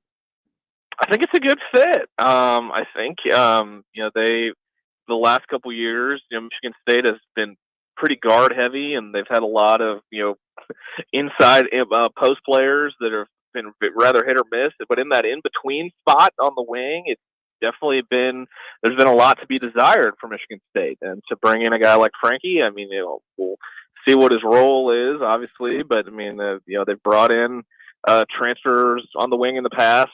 Joey Hauser felt like he was in college for a decade, but he was pretty solid there in that, in the transfer wing shooter role. That was kind of the first thing that popped into my mind when the Frankie to Michigan State thing started popping up. I jokingly called him Frankie Hauser. Nice. But, that may be the first thing that comes to mind for me. But I think it's a good fit. And, getting to play for Tom Izzo and everything that goes into Michigan State basketball is a lot of it's pretty tough to pass up. So I'm looking forward to what the next year holds for Frankie. What do you think that means for Chucky Hepburn? I don't know if it means too if anything. much. If anything, I mean, Frankie went on the visit to Michigan State, and then I think he probably enjoyed it more than he thought he would, and that may have led to a domino effect with Chucky, and maybe he went to Michigan State and realized maybe this might be the place for me, and if he wasn't going to go to Madison. Maybe that was, I don't, you get what I'm getting at. Sure. But that's just a guess. That's just a guess. But I don't think it means anything too substantial for Chucky. And I think we'll hear some finality for his destination here. Not going to say it's going to happen today, but rather soon. We'll get some finality for Chucky. As far as what Nebraska's done in the portal, we did a segment about this yesterday and sort of what they've gotten, and you and I have talked about it a little bit. Just obviously it lacks, like you lose to Texas A&M in the NCAA tournament, and you're like, man, we kind of got out physicaled and pushed around a little bit, and you'd think the reaction to that would be, all right, let's kind of beef up and do that ourselves. That has not been the reaction from Nebraska basketball. But with that being said, I really don't mind how they've thrown it together. It does probably lack a high-end ceiling, but it does seem like a coherent, capable Big Ten basketball team for next year. I guess what's your takeaway on what they've done so far? I'd agree with you. I mean, it's obviously the two most recent additions in Griffith and Estesian. They've got Big Ten experience under their belt. They're not going to be too intimidated walking into Assembly Hall or Mackey Arena or any of the the places in the Big Ten, because they've been there before. They've got the the Big Ten experience under their belt, and they've both shown the potential to be good shooters. It kind of gives off a I can fix him kind of like guys coming off of down years, looking to maybe get in the lab and have Fred Hoiberg play shot doctor. But I mean, I think it's coherent, and it's not that as much like you said, there isn't as much lateral quickness, to put it lightly. Nice. But, Thanks, Rick Pitino. Because my initial thought, when I was sitting in the press room in Memphis, and I thought, like, the popped into my head was that Creighton Baylor game in 2014, because that was the game that arguably made Mac get more athletic, more athletic than that team at least. Look for more athletic guys, and obviously they were going to the Big East and all that. But that was a comp, I thought, and then Nebraska has not followed that blueprint, to say the least. But I mean, it's not it's coherent. That I will give them that. I just don't think it does them any good to go back into something that Fred Hoiberg's not completely comfortable with, and try and jigsaw puzzle a whole bunch of like athletic pieces together and think about the shooting later. Now, to your point, the shooting on the team that's supposed to shoot it well, like that would still need some work as well. So that makes sense. But like, it does them no good to like shoot their shot at this athletic team with a high ceiling, have it not work out. And then we're talking about Fred potentially getting, fired again. Like, I'm cool with the idea of Nebraska basketball establishing a floor rather of a team that is always going to be around or in the NCAA tournament, and whether you make it or not, like, we'll kind of go from there. Like, I think that's the idea, and I appreciate that so far. Yeah, and I'd echo that sentiment too. I mean, I think you and I are in lockstep on for Nebraska basketball. I mean, you want the games in late January and February to be meaningful basketball games. Games with something on the line, where you're at least in the discussion, where people aren't looking at the depth charts for spring football in late January and Steve fiending for that. That should be the goal for Nebraska basketball every season. And no, I agree. Establishing a floor, that it's definitely, I appreciate it too. It's and we saw what it looks like the first few years under Fred, with shooting their shot at right when a guy gets his fourth star on Rivals, and seeing how that ended up. But I mean, and then they've obviously put a lot of emphasis on fit and culture fit, and that too. So they know what they're doing, and they know what the profile they're looking for is to fit in with what they're attempting to build. CJ Wilcher ending up at Texas A&M is pretty funny, just for the bit of Nebraska and Texas A&M being connected forever and ever and ever. It is. I mean, that picture of him tipping the cowboy hat, I mean, that is pretty good. Next level. That is next level pretty good. And we just got done talking about how athletic Texas A&M is, and then that's not the first word that comes to mind when I think CJ Wilcher. But hey, no. I mean, if Buzz Williams liked what he saw in Memphis, I guess. But it appears there, A&M's doing work in the portal. They got him, Pharrell Payne. They're in the final two for Jordan Pope from Oregon State, who can go get a bucket. So they're going all in on the portal game down in Aggie Lane. Yeah. Man, I wonder what the next couple weeks still have available for us. Like, there's the portal combat never ends in college basketball. So there's still more to be done out there, I think. Jacob Bigelow of Huskers Illustrated, he'll be all over it. You can follow him on Twitter at Jacob A. Bigelow. Jacob, appreciate it as always, my friend. See you later. Yep, thanks, Hap. Appreciate it. Have a good rest of the week, man. Jacob Bigelow, who is also a proud member of the softball team, the very good and normal softball team. Got to cherish the wins. You never know when they're going to come. You too. Might have just met a buzzsaw in week one. That's what they're trying to tell you. Mm-hmm. That's the spin. That's what they're trying to tell you. The JMSE spin. Yeah. I wouldn't fall into that trap. Many would also say the team they beat, not good. Also not good. But they handled business. Mm-hmm. They stood on business, as the kids are saying these days. Got to win the games you're supposed to win. And sometimes the hardest thing to do is what you're expected to do. Mm-hmm. Right? Somebody said that once. All right. We'll be back with more still. We still got to talk about this Crossroads thing. Oh, yeah. Which is pretty funny. I'm sure Josh has opinions. Who, me? Yeah, you. Next on 1620 The Zone. Mornings with Sharp and Handley. I am so glad that the Easter Bunny is bored and no kids are coming to see him, because I think there is no good-looking Easter Bunny costume. Right. This is my yearly TED Talk. The Easter Bunny costume is the most hideous costume around a holiday that is out there. It's true. And so, good on America that has stood up against throwing your kids on a stranger's lap that is wearing a hideous bunny costume. We can do better. We are doing better. Okay, thank you for stopping by. Mornings with Sharp and Handley. Weekdays 6 to 10 on 1620 The Zone. Your Omaha area forecast from the Godfather's Pizza Weather Center and KETV News Watch 7 on 1620 The Zone. Temperatures up into the 60s for your Tuesday afternoon. Lots of sunshine, but a strong northwest wind at 20 to 30 miles per hour throughout the day. Tomorrow looking better as the winds calm down, but we maintain temperatures in the upper 60s. I'm meteorologist Luke Vickery, KETV News Watch 7. Spring is sprung, and you know what? You need to look good. You need to get your fit looking like rad. And Lily Clothing and Well Suited can take care of you, because you got prom, you got graduation, you got weddings, and you need to look your best. And you can look your best right now. Why rent a suit? Buy a suit. And you know what? You can get a suit for as little as $199 at Lily Clothing and Well Suited in Linden Market, 132nd and West Dodge. Take care of yourself now. Why rent when you can buy this season at Lily Clothing and Well Suited? You go into your shower feeling, but as soon as you reach for the Irish Spring, your day immediately gets better.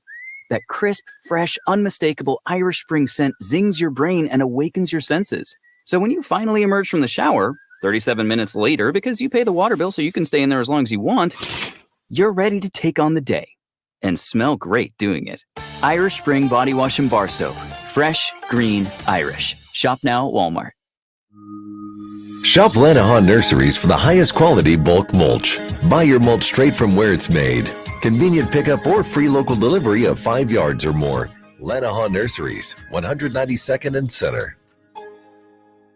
The Zone Hotline is powered by 42 Degrees, The Source, by your mom's house. Small business owners, we know tackling your to-do list can sometimes feel like going 12 rounds against a heavyweight champ.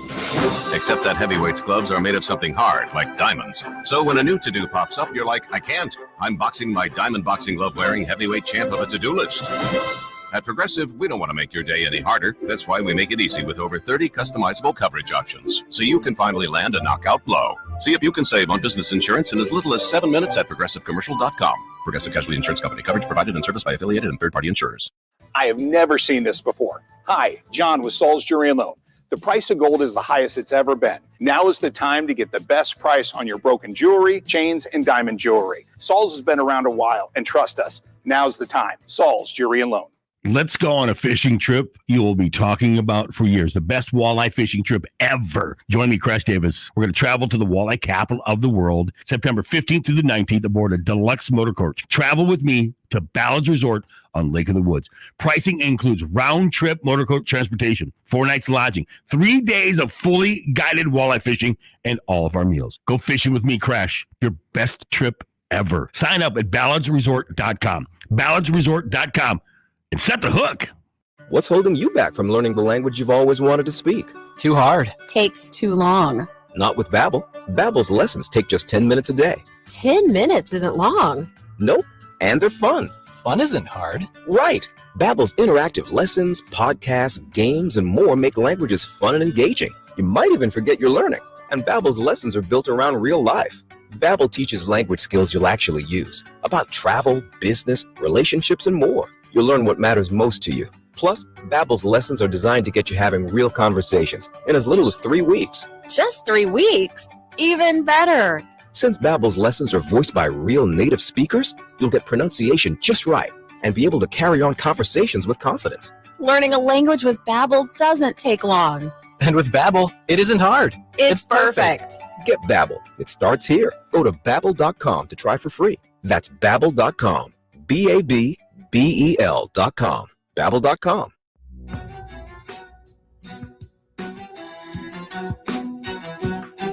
This week's half-off deal is to an exciting new restaurant in Omaha, Churko.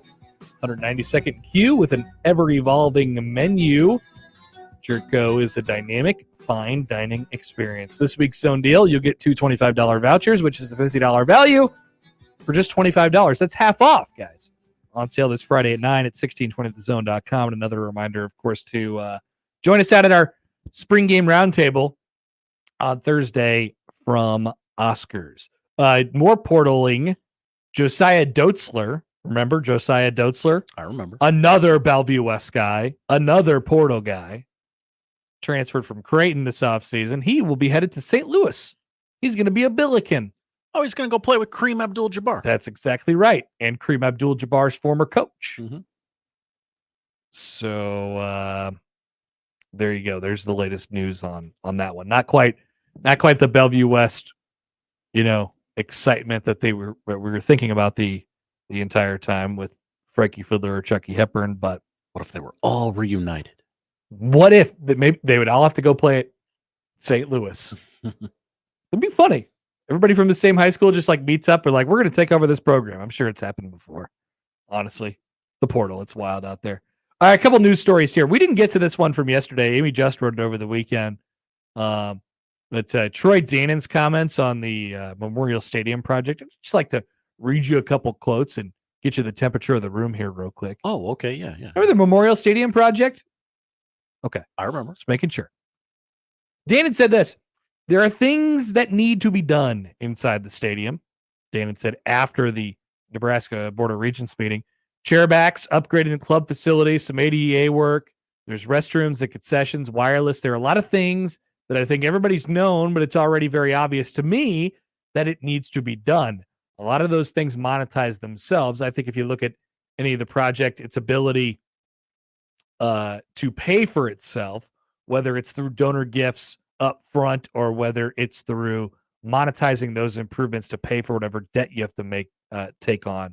You have to look at all that in context. But it's obvious the stadium is a gem, like any good facilities, and Nebraska has great facilities. You have to keep them up and have to make them appropriate for the times that lie ahead, not just relish the fact that they were appropriate for the times that lie behind. Beyond that, though, Danon is still listening and learning about the full scope of the proposed $450 million Trev brainchild. I added that myself. There's a lot to balance as you look at this, Danon said, not just as a project in isolation, but how does it relate to the entire department interacting with the future of what college athletics is going to be here. So that's from Troy Danon. Seems to be a little... he's certainly being careful with the idea of the stadium project and what he says. I think mostly because he doesn't really know the full scope of it yet. And I don't think he knows the temperature of it yet either. I think, like I said yesterday, I think we have to get removed a couple weeks from, weeks, months, whatever it might be, from the Trev stuff, just because I think it'd be good to separate Trev Alberts and the project. Those were two things that were clearly attached at the hip before. And so we have to separate that. But he's right about the first part. Something has to be done with the stadium. Now, do you want to take the full undertaking of blasting away South Stadium and building anew again and making it into a beautiful new, part of your history? Blow it up. I don't know.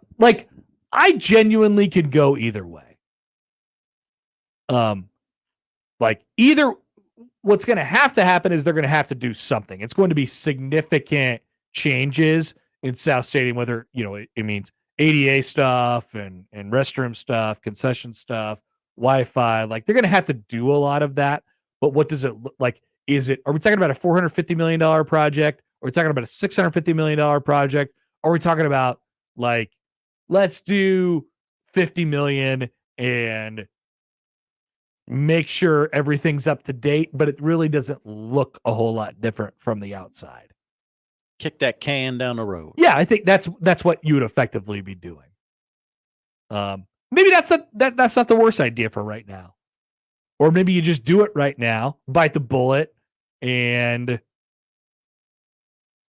figure out where it lands a little bit later. Josh, it sounds like you were saying bite the bullet and just go for it.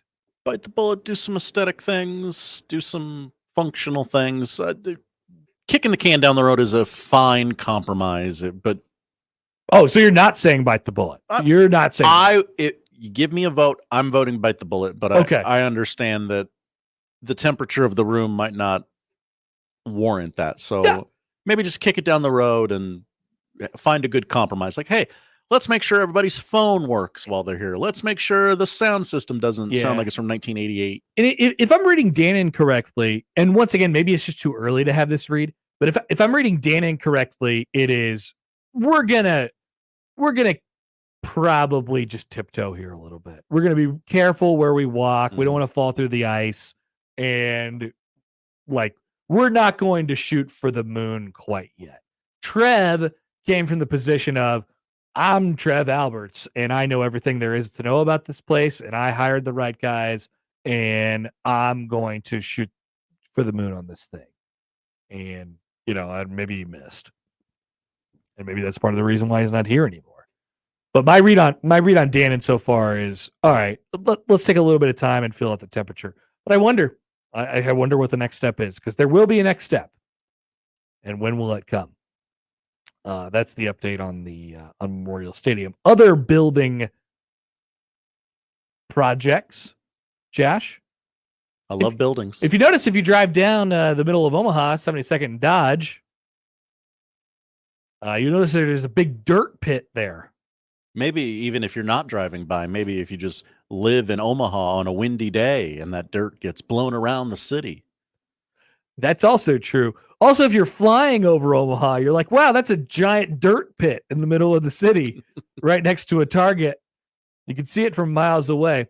Well, it will continue to be a dirt pit. Josh is already blank staring into the camera and shaking his head. A new ownership team of the Crossroads Project, this is from KETV, the Woodbury Corporation, is joining the project and reimagining the property. And they're also requesting $26 million more in TIF funding. I don't know, tax incentive, whatever. What does that stand for even, Josh? It means we don't want to pay for it. It means you pay for it. Let's see. Tax increment financing.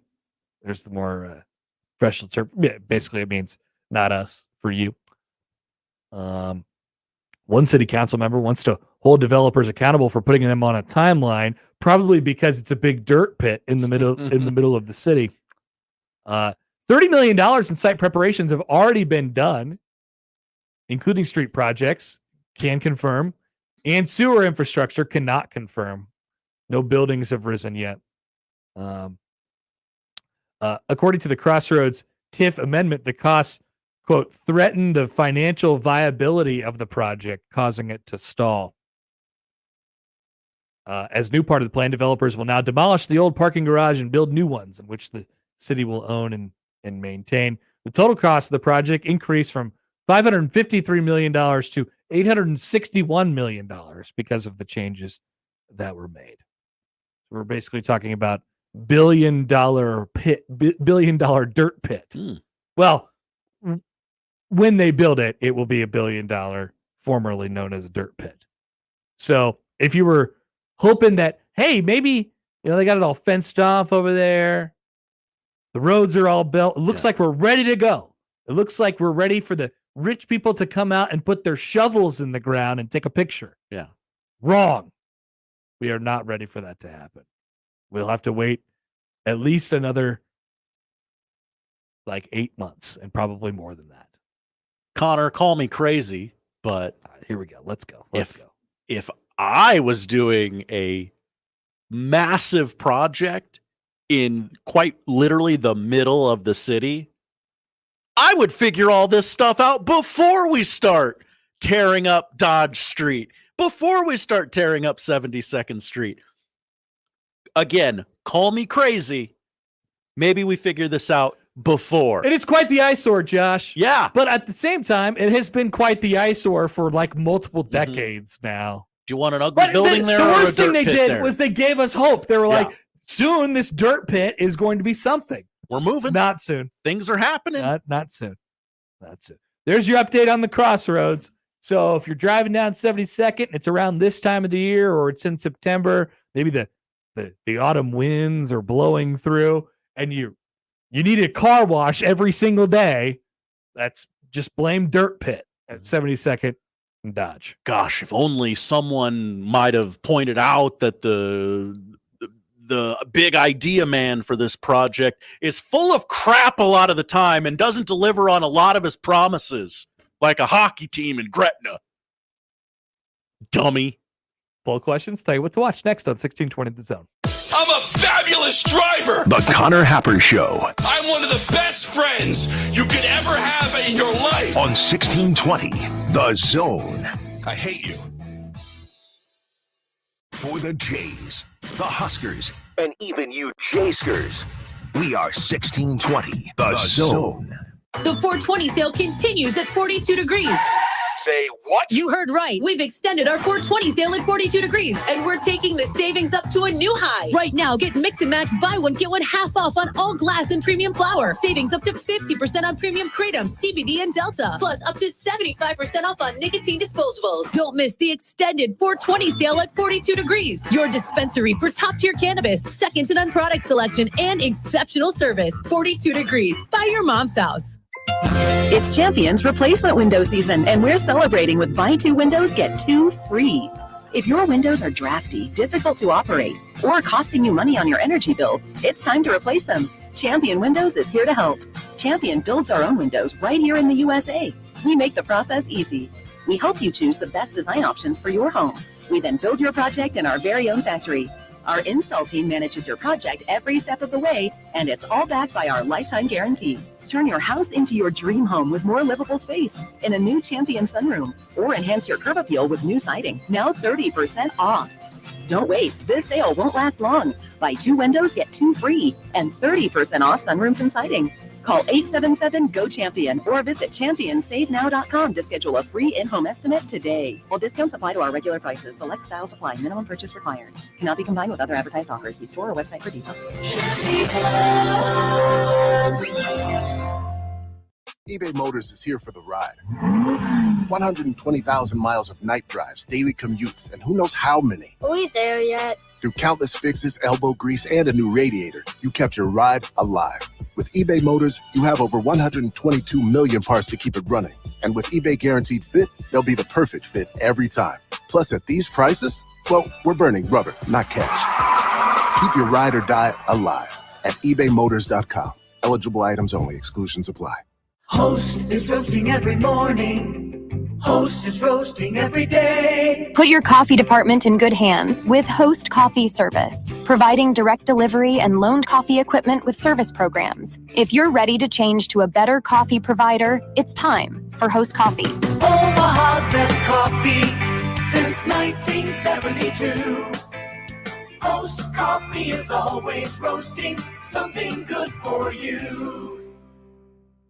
Prescriptions require an online consultation with a healthcare provider who will determine if appropriate. Restrictions apply. See website for details and important safety information. Subscription required. Price varies based on product and subscription plan. Hey guys, did you know there's a generic form of Viagra that works just the same but is 95% cheaper? And you can get it online at hims.com/radio. Through HIMS, you'll get a free medical consultation to determine the ED medication that's best for you, discreet shipping if prescribed, a 100% online process, and a range of treatment options, including trusted generic alternatives to the name brands, at up to 95% off. ED is personal, and at HIMS, so is treating it. Just go to hims.com/radio and get connected to a licensed medical provider online for free, with zero copay, no expensive appointments, and no awkward face-to-face conversations. To start your free online visit, you need to go to this exclusive address, hims.com/radio. That's hims.com/radio for your free online visit. hims.com/radio. Email us on the Equitable inbox with whatever is on your mind. The Zone inbox is brought to you by Equitable Bank. We take banking personally. You can hit me up, agree, disagree, tell me your thoughts on life at Hanley@1620thezone.com. We want to hear from you on the Equitable Bank Zone inbox.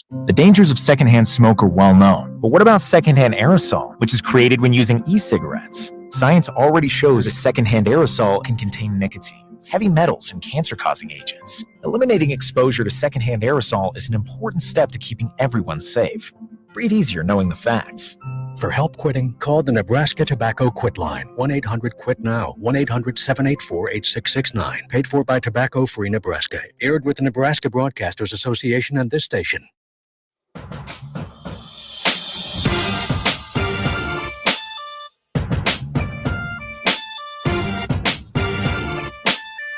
right, here we go. The poll questions. Vote. How did we turn out yesterday, by the way? Oh, we had some bangers yesterday. Real bangers. Oh, yeah. The late one was, is Zach Wilson to Russell Wilson like ginger to sushi? 63% ended up saying yes on that one. And finally, is Hulu a lot like PBS? I don't know why we said that, but sure. 67%, by the way, said no. On to today. Does everyone make the same pancakes? Gary Sharp implied that a pancake cannot be good nor bad. It is just a pancake. I disagree with this notion vehemently. Sipple said the question is philosophical in nature. There is an area of nuance in the question about pancakes. No, everyone does not make the same pancakes. Pancakes can be different. I hear you working, but I do not agree. 80% say no. That's for the record. And only 2 poll questions today. The second one is an important one, though. Are we due for a nasty game? You bet your sweet bippy. I believe that we are due for a nasty, nasty game. 90% agree that we are due for a nasty game. Hopefully we get it. Yep, we're due. It's been 10 years since the last nasty game. Up to the networks. One nasty game every 10 years. That's what we get. Who's coming up in 2034? Who knows? Tennessee, UCLA. But we got a nasty game this year. Television networks, put it at 6:30 or later. Do the right thing. And you have done your job. Those are the poll questions, Josh. What are we watching tonight? We're watching the NBA playoffs. Got 3 games tonight. Trio of game 2s. Suns, Wolves. Yes. At 6:30 on TNT. Your NBA TV game tonight at 7:30 is Pacers Bucks. Will Damian Lillard score another 35 points in the first half? He only scored 35 points in the game as well. Dallas takes on the Clippers at 9 o'clock on TNT tonight. 4 game 2s in the NHL playoffs tonight. Caps. Do road teams win in the NHL? No, not yet. Really? Yeah. Wow. Yeah. In the NBA and in the NHL, no road teams have won? Correct. Wow. Now, caveat, I don't know the NHL results from last night.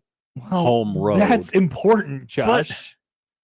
But up until then, you're saying that it's okay to be just no. The Maple Leafs won last night. The Golden Knights won last night. Oh, two roadies. So road teams are now 2 and whatever. Caps Rangers 6 o'clock. ESPN Rangers lead that series 1-0. Battle of Florida again. Lightning Panthers 6:30. ESPN 2. Florida leads that series 1-0. Avalanche Jets 8:30 ESPN. The Jets lead that series 1-0. It is the first time in many, many years that a team nicknamed the Jets has scored 7 points in a playoff game last time out. Nice. Take that, New York football team. Nashville Predators taking on the Vancouver Canucks at 9 o'clock on ESPN 2. Canucks lead that series 1-0. Baseball got 3 games on TV today. 6:30 on TBS. It is the Astros and the Cubs from Wrigley Field. The Angels play their 1,001st game in franchise history. They host the Orioles at 8:30 on ESPN Plus. Mets Giants out west 8:45 MLB Network. Also your MLB free game of the day. College baseball on your radio tonight. 11:80, number 13, Coastal Carolina is in town taking on the Creighton Blue Jays. 6 o'clock tonight on Big Ten Plus, Nebraska at Kansas. But Greg in Myrtle Beach had a little oop for us on this earlier. Oh, please. So he would know he's of Myrtle Beach. He says key to watch tonight is the Chanticleer's Sam Antonacci. He's batting .408 in the leadoff spot, .575 on base, 39 walks, and has been hit by a pitch 19 times. He starts the engine. Jays will get a great shot at Coastal's worst starter, righty Josh O'Neill, who's 1-1 with 7.15 ERA. Thank you, Greg in Myrtle Beach. What a scouting report. Thank you, Greg. We got to have our eyes everywhere, Yeah, Josh. yeah. Got our eyes everywhere. Hulu has the finale of Shogun tonight, and on Netflix, a new movie has dropped. Anyone But You. Watch two beautiful people, Sydney Sweeney and Glenn Powell, as they fall in love on a tropical island in a loose retelling of Shakespeare's Much Ado About Nothing.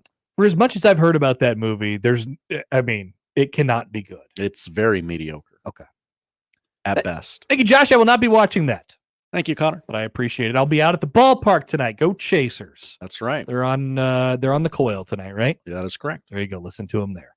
3 baseball games on the radio here tonight. You got We love baseball. Royals on Zone, Chasers on Coiled, Creighton on Zot. We love baseball here at NRG Media. Speaking of baseball, the boys from the afternoon show are out at the ballpark preparing for said baseball game tonight. We'll talk to them on the crossover next. Live from the Host Coffee Studio, this is 1620 The Zone. There's no better thing than to help others in their time of need. John Bishop here to invite you to be an organ and tissue donor at goodguysavelives.com. Anyone can register, regardless of age or medical condition. Donor hearts and lungs save lives. Donor tissue makes recovery from surgery easier.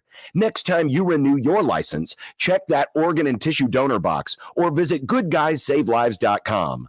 Learn more about organ donation today and see how you can save 8 lives at goodguysavelives.com. At Cox Mobile, we know you're smart. You brush your teeth in the shower to save time, make coffee ice cubes for your cold brew, and wear goggles to cut onions. You also added Cox Mobile. So smart. Now you're running on the network with unbeatable 5G reliability and saving on your Cox internet. It's ingenious, just like you. Aw, thanks. Cox Mobile, the smart way to mobile. Cox postpaid internet required. Cox Mobile runs on the network with unbeatable 5G reliability as measured by Ookla LLC in the U.S. through H 2023. Other restrictions apply. Learn more at cox.com/mobile. Like eating out? Like saving money? Then get to Cobb's at 180th and Center, Shadow Lake Town Center, or 72nd and Jones for their daily specials. Tuesday is $3 off all burgers and sandwiches. Wednesday, buy